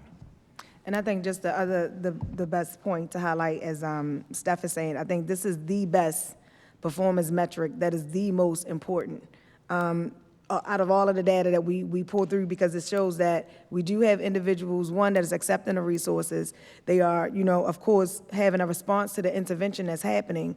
And ultimately, the goal is for them not to even be involved in offending or any of that criminal element, as it goes. And I just have to, of course, echo with Steph again. We want to see 0, but anything that is in this very low 1-digit number we'll take until we can continue to just keep doing the work. So, to that point, I will just say that, the last count when we talk about recidivism, that 5.26, the last update, we were at 11%. So we've seen increases in our decreases, so that's big. And just to clarify the number that we're looking at here, there are 6 folks who were rearrested, is the way we should understand that? And 2 that were re-victimized? Is that the way I should interpret that? Yes, but they were rearrested for very specific crimes. In other words, violations of the mandate, which is committing a crime of violence, being caught with a gun, or being arrested after an investigation into a violent social network where they continued to engage with that violent social network. So it's, just to understand what you're saying there, is it for any arrest or arrests for specific things that would tie them to violence? Violent social networks and violence, yes. Those specific crimes. We also do track total recidivism. It's about double that, so it's still very, very low. Okay. And then the denominator here, I can't do math on the fly, forgive me. Is this the total of the previous slide, both Western and Southwestern? So of the 176 plus 49 Western and Southwestern that we have had direct communication with, is that the denominator for this number? No, that is actually, so what we're gauging here are the numbers of individuals that are engaged with our service providers. Got it. If my math is correct, it's about 114 participants that we have both in ROCA and YAP. Okay, so that's the 28 plus the 54 and the 7 and the 13. I'm trusting you, yes. Okay, I'm looking at the slices of the pie. Okay, all right, thank you. Yeah, Just want to make sure I understood correctly. I wrote down 114, so I think Okay. that that's the math. Thank you. And just for context, working with the University of Pennsylvania, our key performance indicator was under 25% for recidivism, so. That's great. Thank you. Please go ahead, Director. Thank you. So we'll move right ahead into a continuation of discussion around services. So this here shows, just for the Western District, a breakdown of GVRS-related services received. Everyone who accepts the offer of services as a part of the strategy does get life coaching. So you see that largest number there. In the Western District, the most common service received is cognitive behavioral therapy, 68% of all participants, followed by education. It's about 24% of participants. And then there may be some lag between acceptance and enrollment in services, and the actual delivery of those services. So there may be a small number of people who aren't currently captured by these numbers as far as our overall population, but this helps give a breakdown of services. Any questions here? Good to move forward? Okay. And then we'll show the same slide for the Southwestern District here. Yep. Can you just repeat that, what he He's saying said? this is the participant number that's in the denominator here for both the Western and Southwestern. Yes, if I go Got back, it. you see that here. 23 plus 9, okay, thank you. Thank you for that. All right, so again, 100% of people in Southwestern receiving life coaching, 30% of all participants at this time are receiving cognitive behavioral therapy.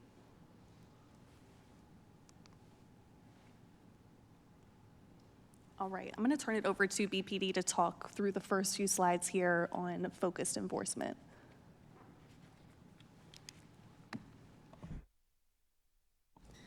And so here, sir, as you see that these are like our closed investigations. Is this Western first? Okay. And I think that we've touched on this just before in our last hearing, but I think the biggest things for us to highlight is once we came online with the strategy, you know, the focus for us is to have, you know, at least 2 concurrent investigations happening at a time on our most critical, or the ones that we determine through our scorecard and our process that they are the most violent groups that we should have this focus on. And if you look here for this Poe Holmes investigation, this was, the partner was with the state's attorney's office, and we had 8-month investigation that was going, but we wound up getting 11 indictments. But I think the numbers here for us to focus for each one of these investigations is how many of these violence drivers that we were able to, of course, extract away from the community. So for Poe Holmes, it was about 3. For the WIC squad, it was 4, even though we had 9 indictments. And then for Princess Plaza, we had 3, but we wound up getting 6 indictments from that investigation. And then if you look at second slide here, the B&B Baltimore and Bentlow, that was a very huge investigation for us. It took us longer time, but I think that we got the best dividends.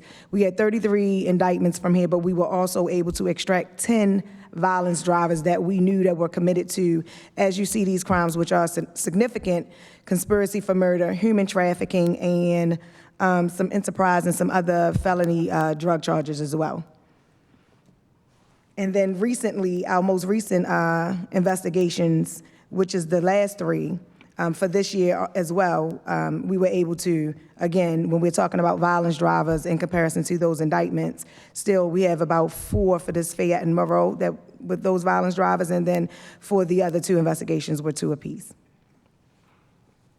And just, I want to make sure I understand the data here correctly, and sorry if I keep interrupting, just a lot of great information to help us chew on.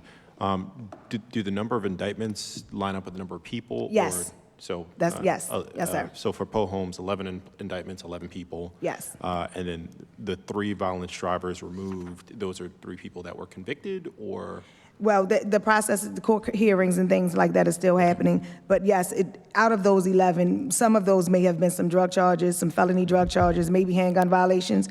But 3 of those individuals were connected to violence, maybe shootings, homicides. Got it. Yes. Got it. Got it. So the people that were tied to indictments were violence drivers. Okay, Yes, got sir. it. And then as far as convictions, we don't have convictions listed here necessarily? Not yet. Okay. Yes, they're still going through the court proceedings. Okay, thank you. Yes, sir. And I think, wait a minute, I'm sorry, one more point I did want to add. For the Fayette and Monroe, I have my notes here. 3 of them are persons of interest in this violence driver, like when we're speaking about them, persons of interest for murder. And then we have 1 that we know was previously arrested for murder. I mean, so it just goes to show that we are focusing on the right people that we know that are committing the most violent acts that that's occurring in the city, which is, of course, our shootings, our homicides, and definitely want to disrupt these drug organizations as well. So we're getting them as we're doing those investigations. Thank you. Terrence, I'll let you speak to this slide and the next. So what we have here is we track as one of our key performance indicators. We should have 4 active investigations plus regular enforcement because we're in 2 districts. So it's 2 active investigations plus regular enforcement for each district that we're in. As you'll see, it tracks, if it's green, we're doing well. If it's red, it means that we dip below. I will point out that for September, so the way we track is at the end of the month or when we pull the data. So in September, we actually came down off of an investigation. So for half or a bit of that month, we were actually at 4 and then bumped back up. I don't know, Colonel Brown, if you have more you want to add. No, I think that you touched on it. I mean, we did come down on an investigation, one of the ones that I just spoke about from the previous slide. And I know Terrence has his calculated way of how he makes sure he keeps us accountable for these metrics. But I think that one, and then I think for October, we just added an additional investigation. So the goal for us is, once we come from one of our takedowns, give them time to finish out some of this administrative process, because there's a lot. As you see, we are getting, not the numbers is not the main focus, right? But we're getting the right people. And to make sure that they are still strengthening their cases and making sure they are assuring them for prosecutorial process, we give them time. And then they are already evaluating where we should go next while they are coming down from those takedowns. So the process is smooth, but it can be a little tedious for them, you know, coming down from an investigation to begin another. But we just added another investigation for October. And just to add some context to when we're talking about violence drivers, I think that you're probably aware that even within violent social networks, it's actually a small group of people that are the ones who are pushing the group towards violence. The other are acting as support. So when you see, for example, 10 and 6, it's not like 4 people just weren't doing anything. They were part of the violent social network, but they weren't the main drivers within that social network. All right.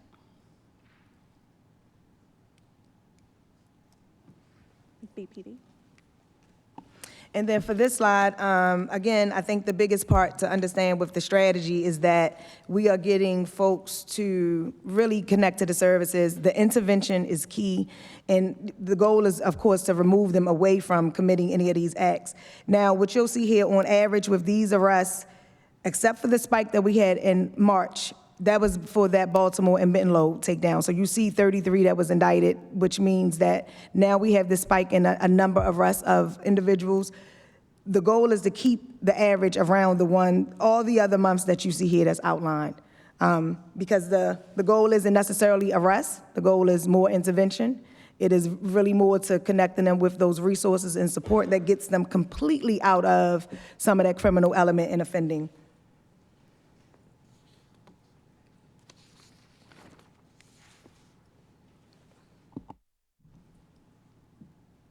Terrence, do you want to talk about this one?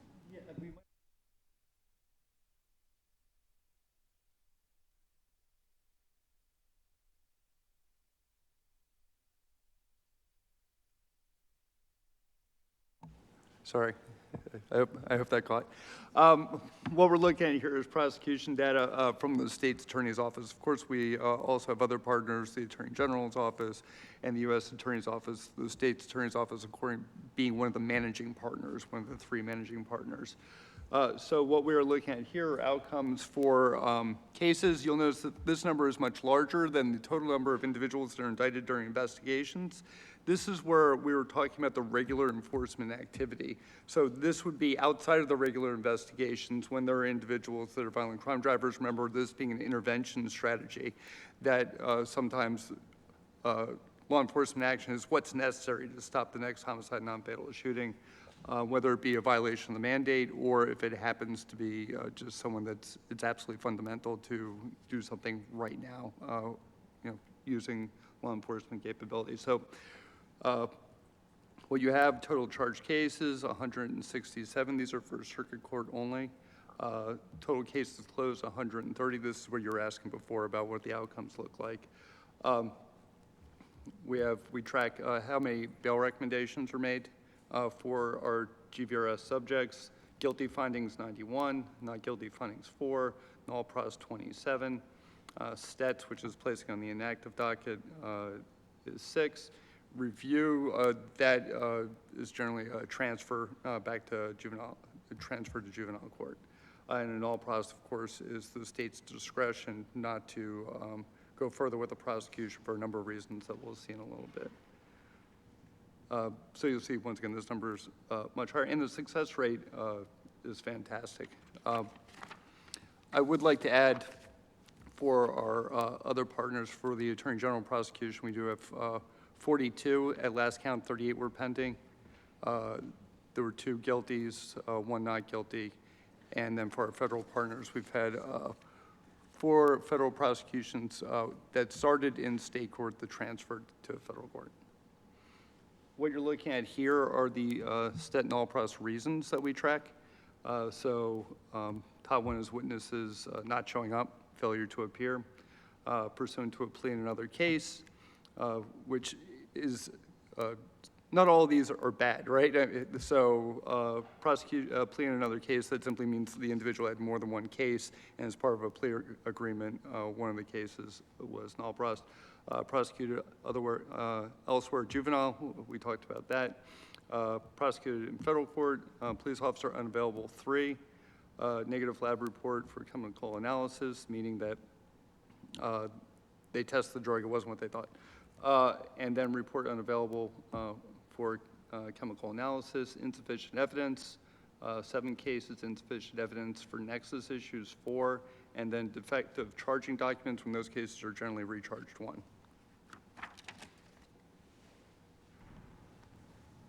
All right. Thank you for that. So now let's take a look at some of our outcomes as far as homicides and non-fatal shootings are concerned. I'm going to first take us through 2022 versus 2021, and then we'll take a look at 2023 over 2022. All right, so as I mentioned here, this is 2022 versus 2021, comparing homicide, shooting, and non-fatal shooting victim numbers across all districts. The Western saw the largest decline in homicide, shooting, and non-fatal shooting victims in 2022. It's a 32% reduction, which equates to 50 lives saved. So pretty powerful as we, looked at our initial intervention of GVRS in the Western. Any other comments from my partners on this slide before I move on to 2023 and 2022? I'll just highlight that our goal was 25% for last year. And of course, we achieved that with the 32% reduction in the Western for that year.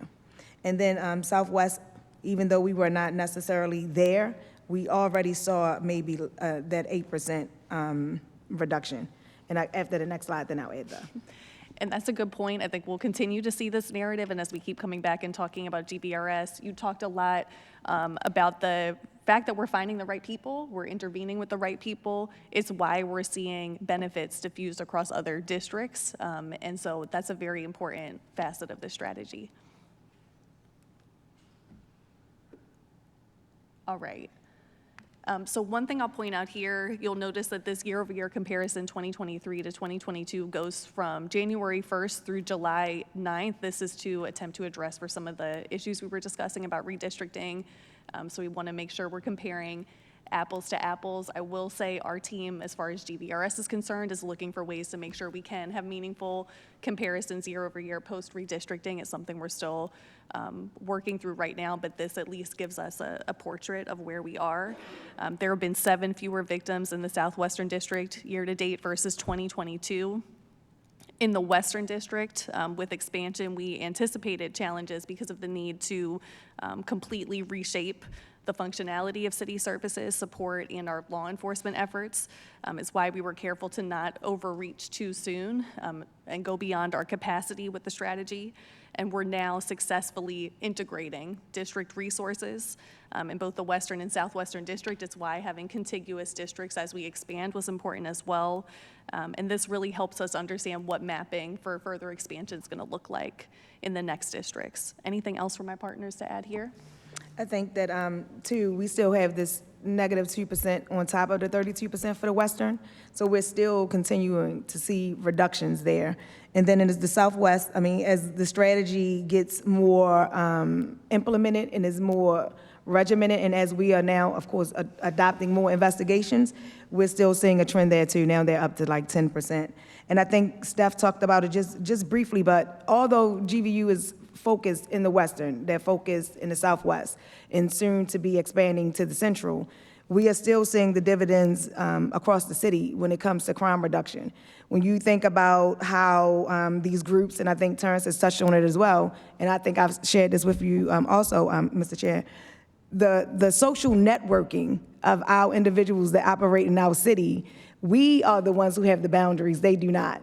So what we're finding, like through our investigations, even though we don't recognize it to be displacement, is just that they are just operating across the city through their social networks. But we're also impacting them, as well, because the investigation takes us to wherever they are, because it's a people strategy and not just base functioning in the place. So we are also finding those other individuals that's related to these groups or operating socially in a network with these groups, and it's just having impact across our violent crime reduction across the city. Just to highlight that, for example, when we're doing our notifications, our custom notifications, and this has been from day one, we found ourselves going all throughout the city and into the counties to do those custom notifications.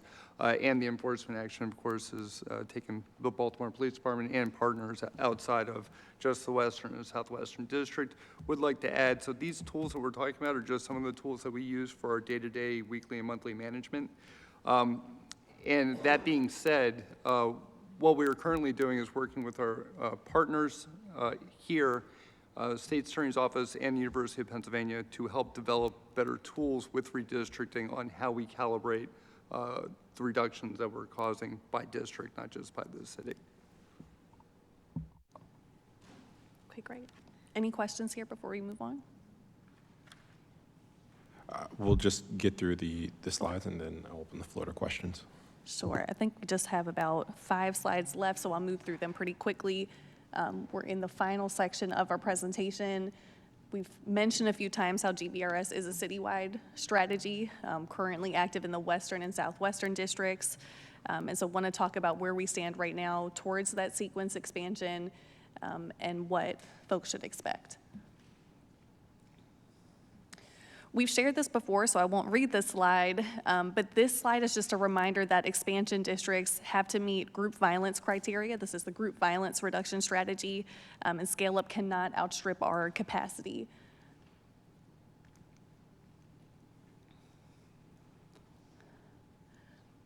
So we know that, and did I go to the next slide?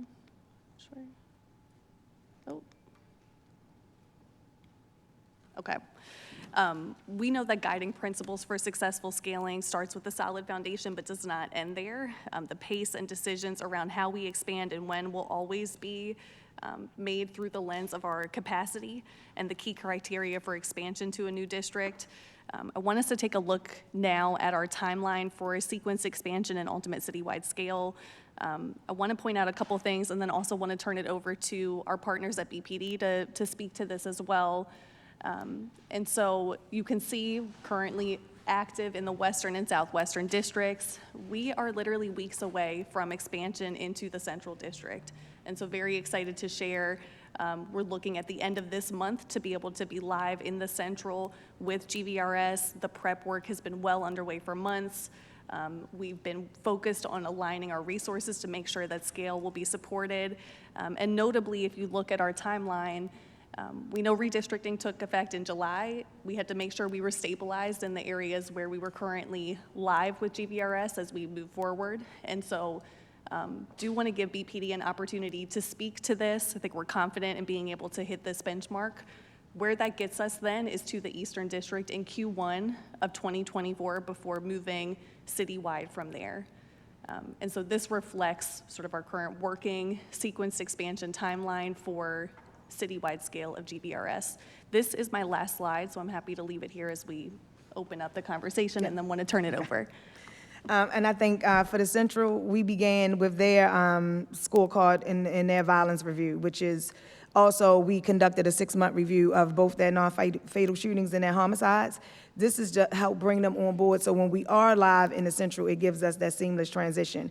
That's normally the plan for us, is to bring the next district in so that they can understand how the process works, understand what the work is going to be for them and their teams, and also just to let them become a partner very early. We also had some training the beginning of this month to inform the other districts too, that speaks just about that, how the 6-month historical review goes, because it's critical in how we bring that scoring to figure out what group or groups we should prioritize when it comes to those investigations. And also just to teach them how, again, the process works. So that is huge. So we're already massaging those relationships and already leveraging the training for each district that is next to come, but this happened across all 9 districts. And then I think lastly, it's just really for us, as Steph is saying, we're ready to go live with the Central, like we're working on it, and then making sure that we're stabilizing all of the areas that we already have and not scale up too fast, where we start to see some of those reductions trend the other way.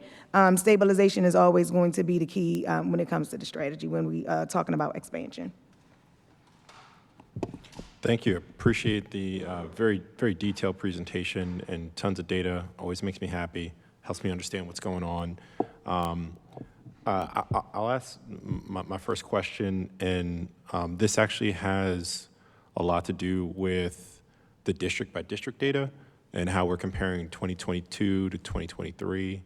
I know we cut off the comparison just to kind of keep our numbers straight. I think I still have questions about how the change in districts and that map has affected the rollout and how we prioritize. So if you could tell me a little bit about that and how we're thinking about the changes, noting that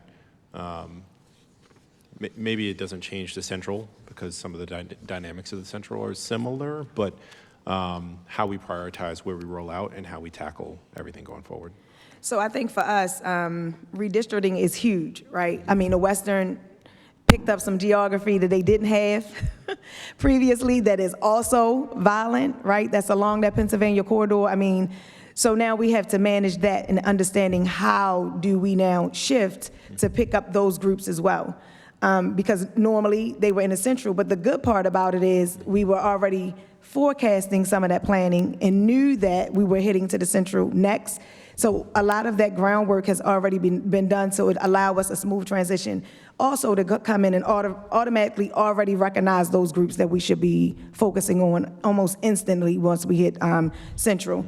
Same thing for the Southwest. They picked up a few other areas, and I can speak to it for being a commander down in the Southern. I'm quite sure Southern District is happy, but Southwest may not be. They picked up Tri-District, they picked up Pigtown. You're talking about geography around Hollins Market and things like that. Also, other violent areas that they did not have to manage before.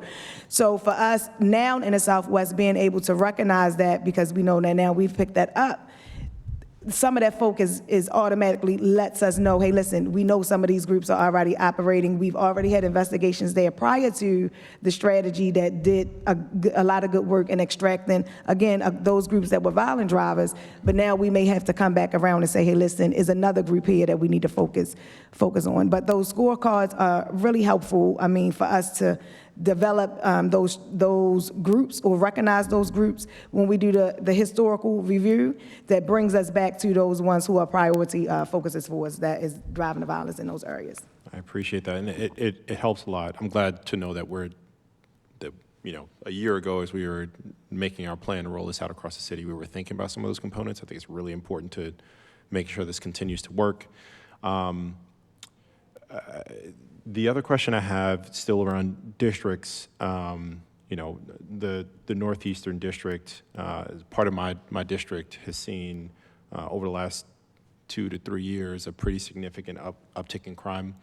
I believe it was the greatest uptick in crime across the city in the last 2 years. But by way of the planning for the release of GVRS and the expansion, Northeast District is last. And I'm curious, given the changes in districts, given the changes in how we're seeing crime affect our city, how are we thinking about that component?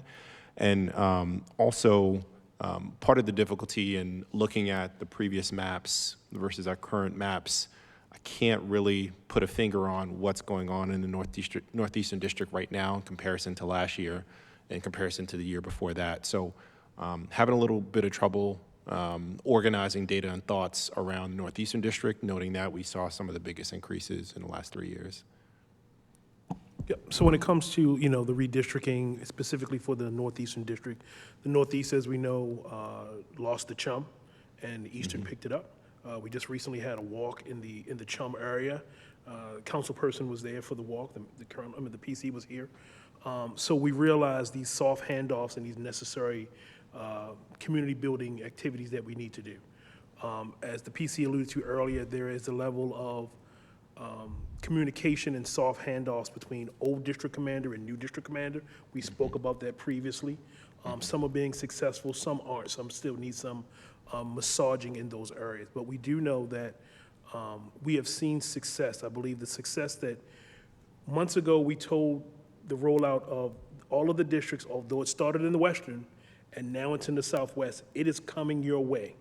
We expect you to be at at those Tuesday meetings where we go over strategies in reference to cases for the other commanders to get a thought process of what's going on.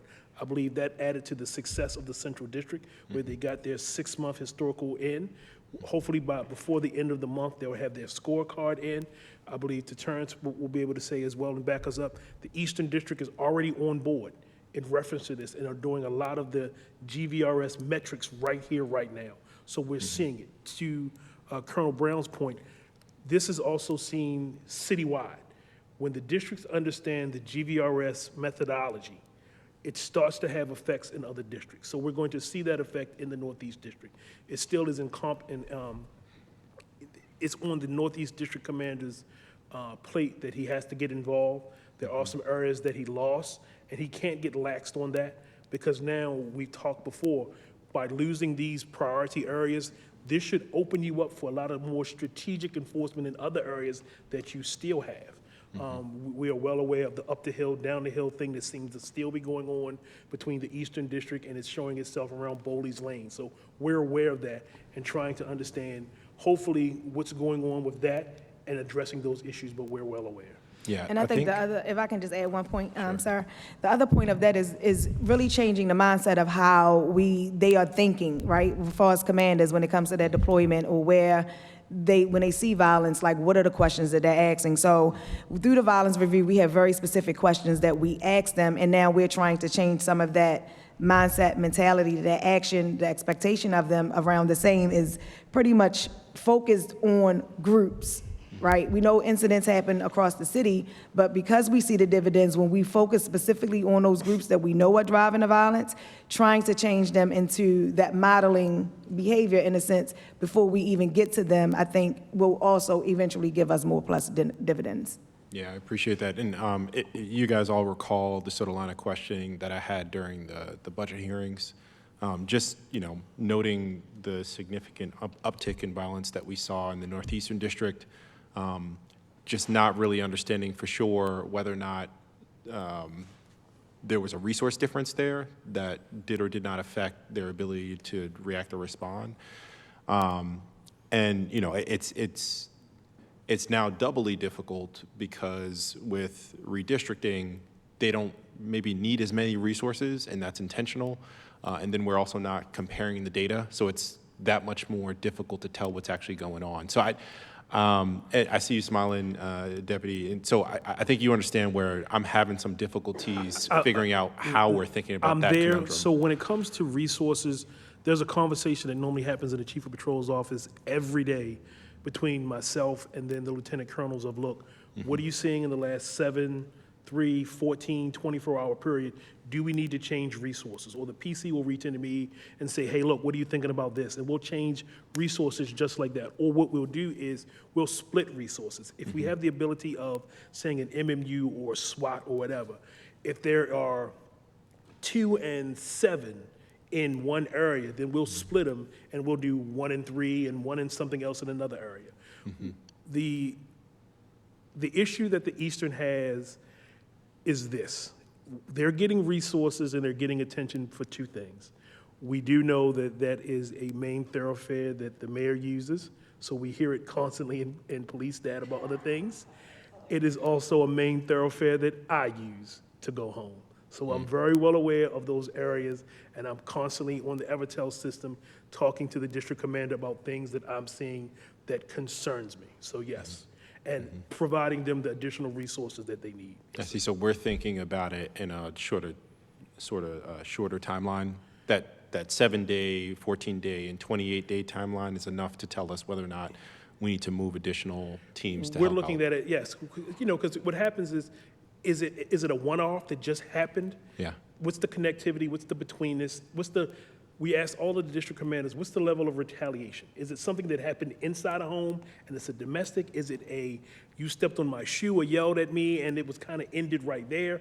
Or this is something that we expect a level of retaliation because there are two DTOs involved, drug trafficking organizations, or something else that we know that this may be something that we need to jump on immediately. So we're having that conversation on a 24-hour period, but at least every 3, 7, and 14 days, because crime changes and we need to be fluid enough to address those crimes. Yeah, I appreciate that. Thank you. And I know the data piece is a little bit weird. Until we figure out how to compare apples to apples, we're going to, do as best we can with the 28-day data, which is the greatest comparison that we have.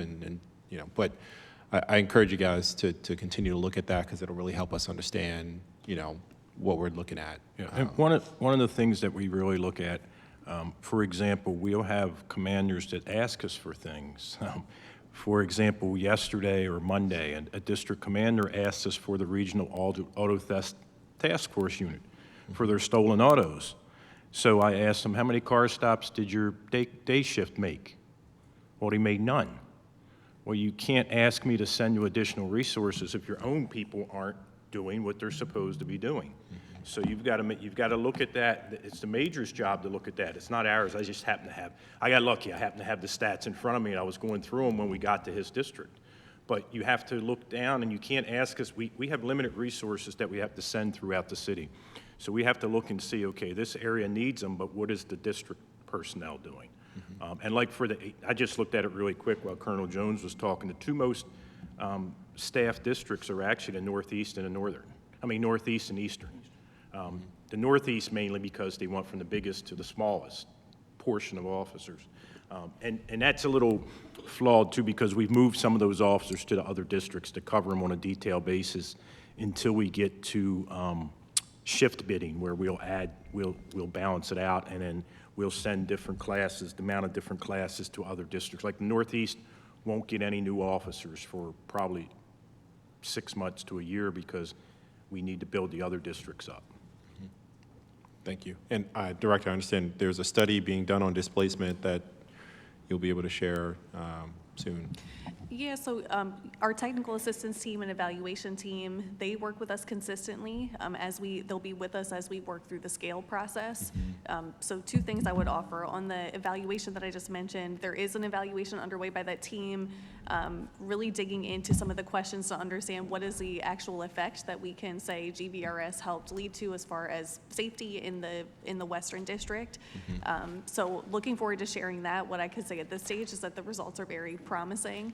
And I think it validates some of the outcomes that we were tracking on our own. The other thing I'll share there is that as we're working through Expand, part of our preparatory work is to make sure we're also conducting and doing a new problem analysis that's done in closer proximity to when we're scaling. So we want to make sure we understand all the particulars prior to scale and that we're not just saying like, hey, because this was the sequence we determined early on, it needs to stay that way. But we're confident in this sequence and it was developed with an understanding of where group violence was in our city.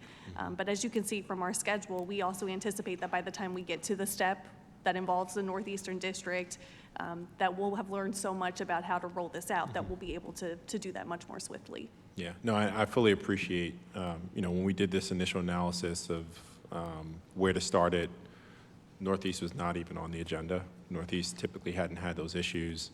Then we saw that spike, and then we saw that spike continue. And so I know, the logic here is strong, especially initially, with a couple of moving pieces over the last couple of years.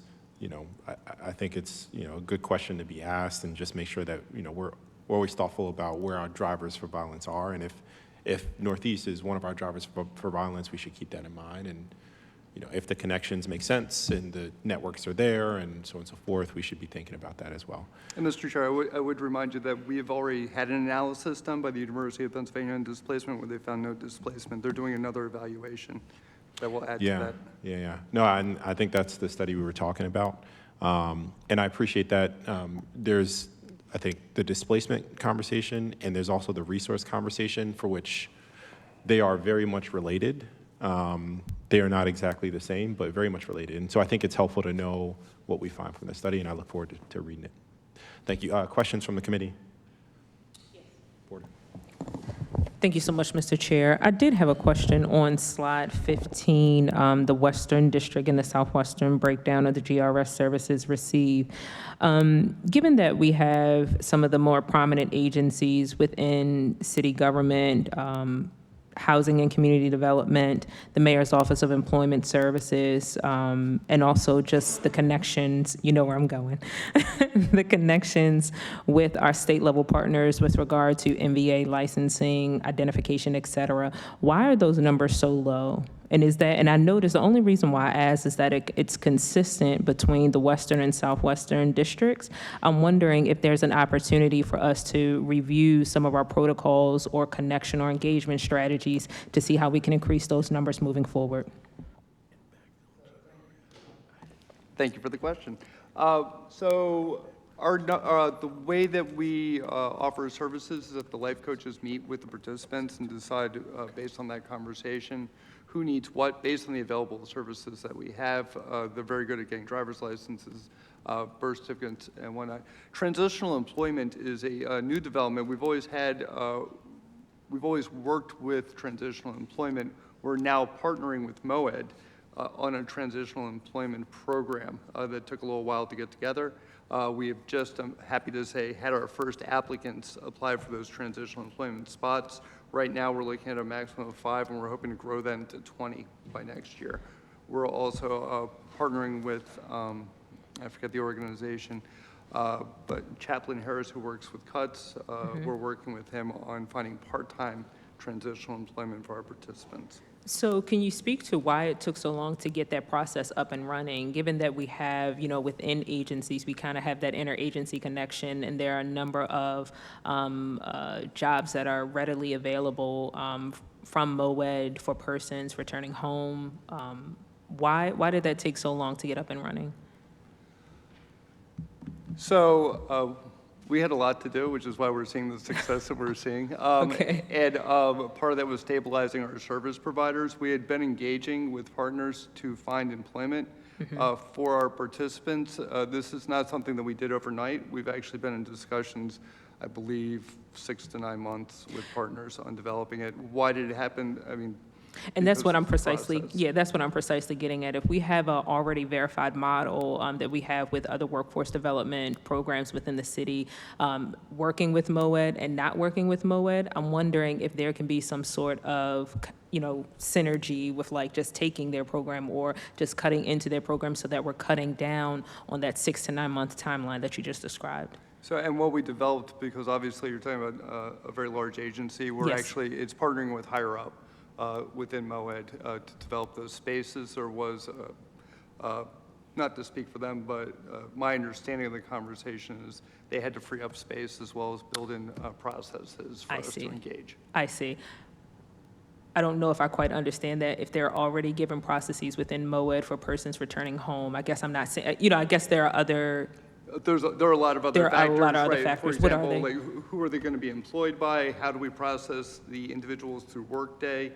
Do we have site managers who's going to oversee realizing our subject population are at the highest risk of shooting someone or being shot? Okay. What does the supervision look like? Who's going to manage that? How are the life coaches going to work with the individuals at MOED who also do, not life coaching, but Yes. a form of mentorship? So all that had to be worked out.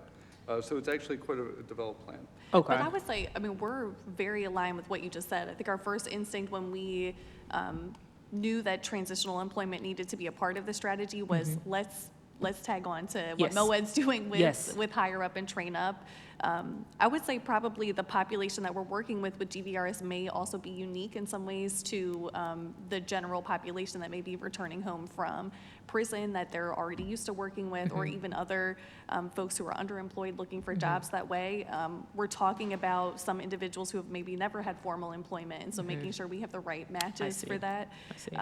But we're so grateful that MOED has been willing to partner with us on this, and I think it's been a learning process across our agencies to get there. Yeah. And like Terrence said, we're not stopping there. We talked about the slots that are available through MOED. We now need to make sure we're continuing to cultivate relationships, because it also takes the right employer who understands the see. model and understands the support that individuals are being provided within it. But isn't that the respective of the ecosystem? So with the development of the ecosystem, you all have been developing those types of relationships with YAP, with some of the other employment offers, like, I guess I'm not yeah. And I don't know if this answers your question, I'm not sure. Like, I also wanted there to be more opportunity Yes. earlier on.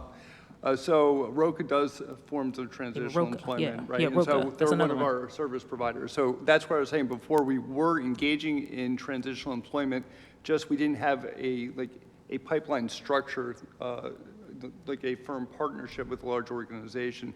We had tried to develop early on with a couple of nonprofit, one private organization.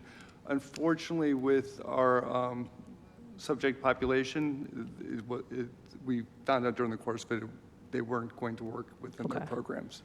And then my last question actually has to do with housing assistance. So I checked in with Department of Housing and Community Development a few weeks ago regarding any type of assistance or voucher programs that are specifically geared towards the reentry or the returning population. Can you all speak to what type of housing assistance is available for these individuals and how that can be replicated not only within DCHD, but also just like across the board?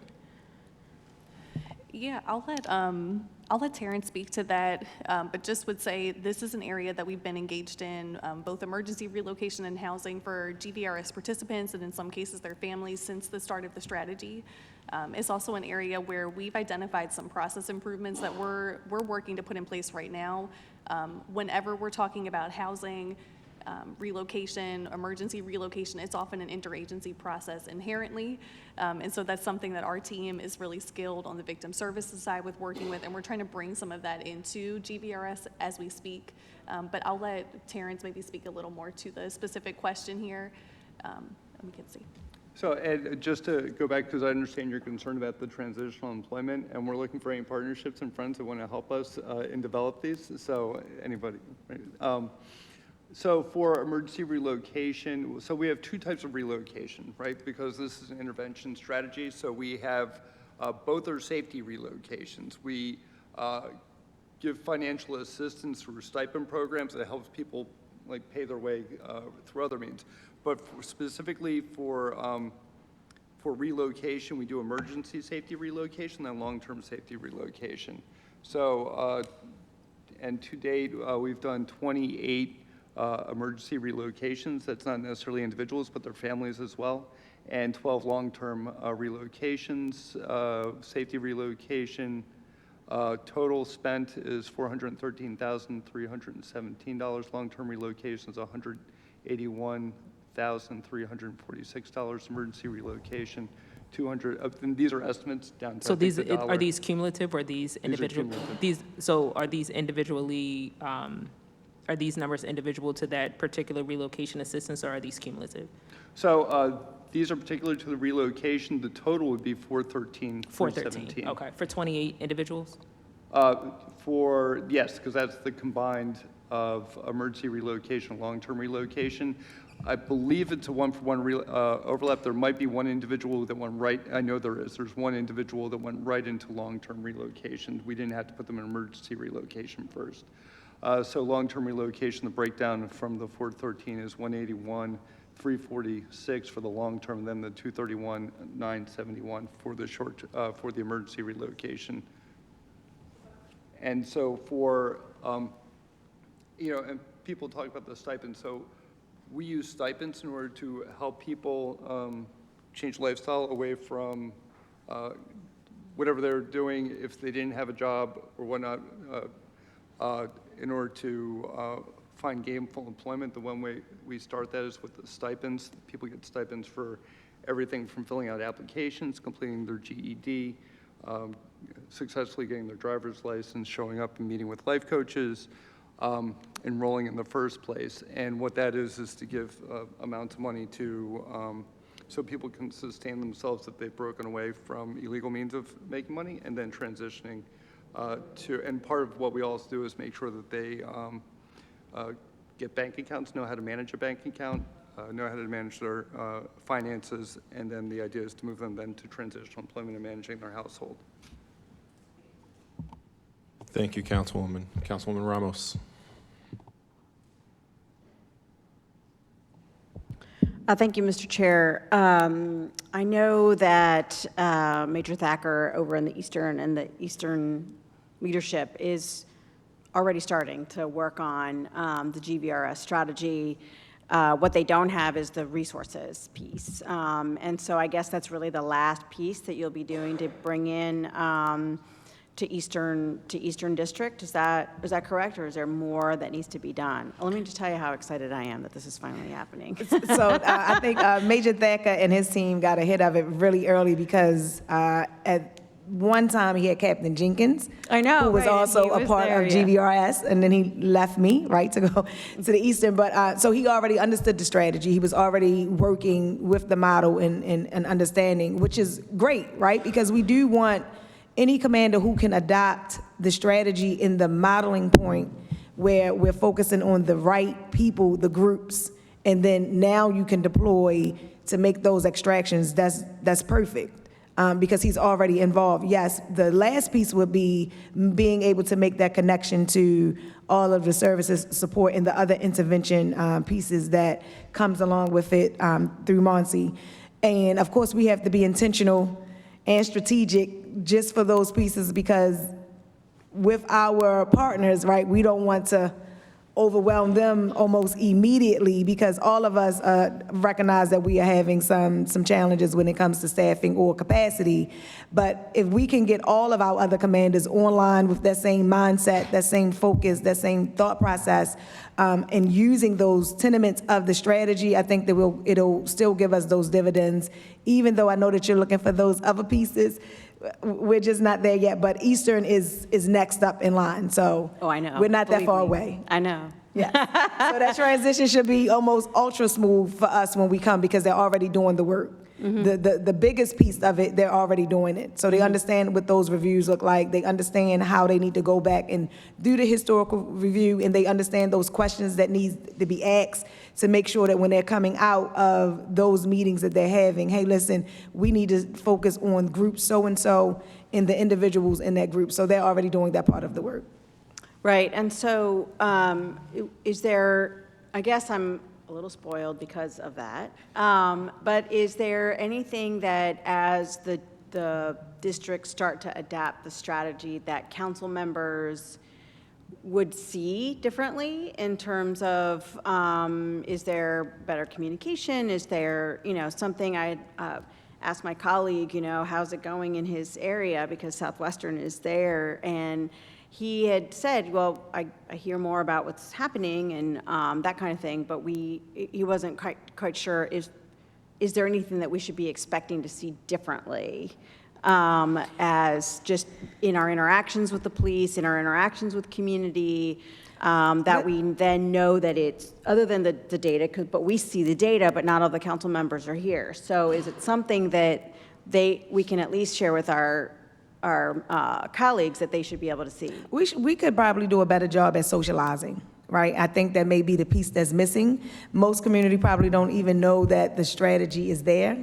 I know Western, when we went live, it was a total different production. We had a couple of hiccups in our movement to the Southwest.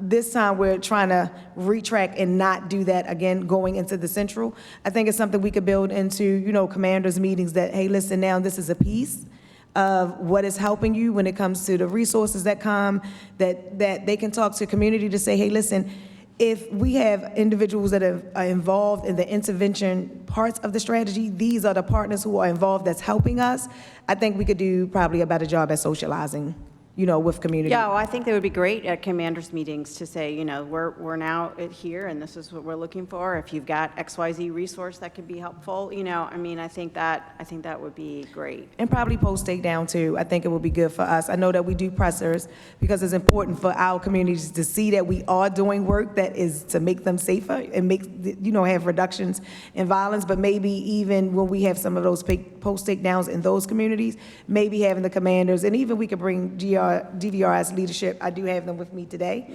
Major Velty and Captain White. Bringing them on board maybe too, to maybe not be specific and get into some of those details, because those investigations, we still, even though we do takedowns, we're still doing some investigative steps behind the veil because, right. to strengthen that investigation. But I think it would be helpful in the least if we socialize that to community to say, hey, we had an event in the community today, or this day in particular. And I know that through our response when it comes to some community stabilization, maybe we could do that, include that into that socialization portion of it. Yeah, as well. I think that what I will probably do, just to give my little part of the Eastern, which is now bigger, is to have that interaction with the major and the community association there, and just to say, like, this is how we're approaching things a little differently, just as an FYI. I think that might work out. But yeah, I mean, maybe we don't see anything sort of different other than the lowering of the homicides, which that's ultimately the goal, so that's okay. That's totally fine with me, because that's important. So yeah, I'm really looking forward to the strategy coming into to Eastern, into my district. My second question is around the NCO strategy. I think, Commissioner, you and I have talked a lot about it, and I don't know if Colonel Jones is aware. I think one of the big things that we learned in recent incidents is that yes, we want all officers to be community policing, for sure, but the NCOs have really played, particularly in Northeast, because I think, Councilman and I are kind of spoiled because we do have pretty fantastic NCOs in the Northeast that I hope will be working with the rest of the NCOs, because I think that, you had mentioned that it's the event, it's also not using the sort of traditional, as we've said. So I guess just tell me a little bit about if there's like a timeline for how you're going to be redoing the NCO piece, just to make sure that they're doing what we know and love happens in the Northeastern. Yeah, so, it's not really like a major change. So there has been some training that the NCOs have had in reference to community engagement, neighborhood policing plans, and all of that. So what we're looking for is in reference to, I just don't want busy work. I don't want easy things that can check a box and say you did something. If there's a community in your district that is suffering because of violence or something else, I need you there. It's easy to be at Fort Worthington, where I went to. It's easy to be at Fort Worthington or other schools doing things because that's a check the box, I did something, but how impactful are you having in that community? So that's the first thing I wanted my manager to see is, are we just checking boxes or we're being impactful in those districts? So that's the big thing. What I will say is NCOs are dear to my heart. I know in the Northeast District you had an incident where your sergeant and one of the officers were in an accident, so they've been light duty.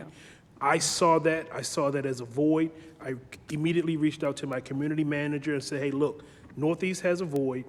I put, Jonathan Amy, his new captain, Billy Shiflett, as well as Nikita Lewis and the youth and community sergeant on the same email, said, hey, look, there's a void in the Northeast. I need youth and community to fill that void because I don't want to miss any gaps. So that's what I want to see going on with the team going forward, that if there's a need, there's somebody there to fill that gap, that everybody is on the same page in reference to where we need to be as far as community engagement.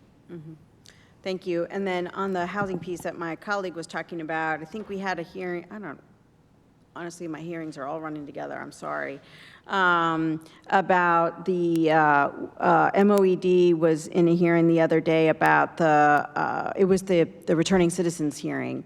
And we learned that the HOPE program was having some challenges in terms of deploying dollars to help people pay the rent for a shorter period of time while they're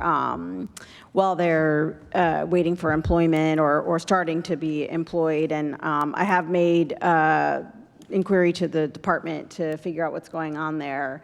But I think that's one program that is extremely important, and hopefully we can grow it so that they're not just coming into MOED, but other agencies to be able to get assistance. And then that program, it's essentially a local, subsidy program to then get them on their feet, and then after 12 months taper down. So I'm hoping that we can address those challenges, and then I don't think that the numbers on your chart would increase. It's just a matter of the need, but hopefully that'll help people say, oh yeah, let's just go ahead and take this opportunity to either be relocated or get housing so that they can be more stable as well. So thanks, Mr. Chair. I'm sorry, I'm going to have to leave the hearing in a few minutes. No, all good.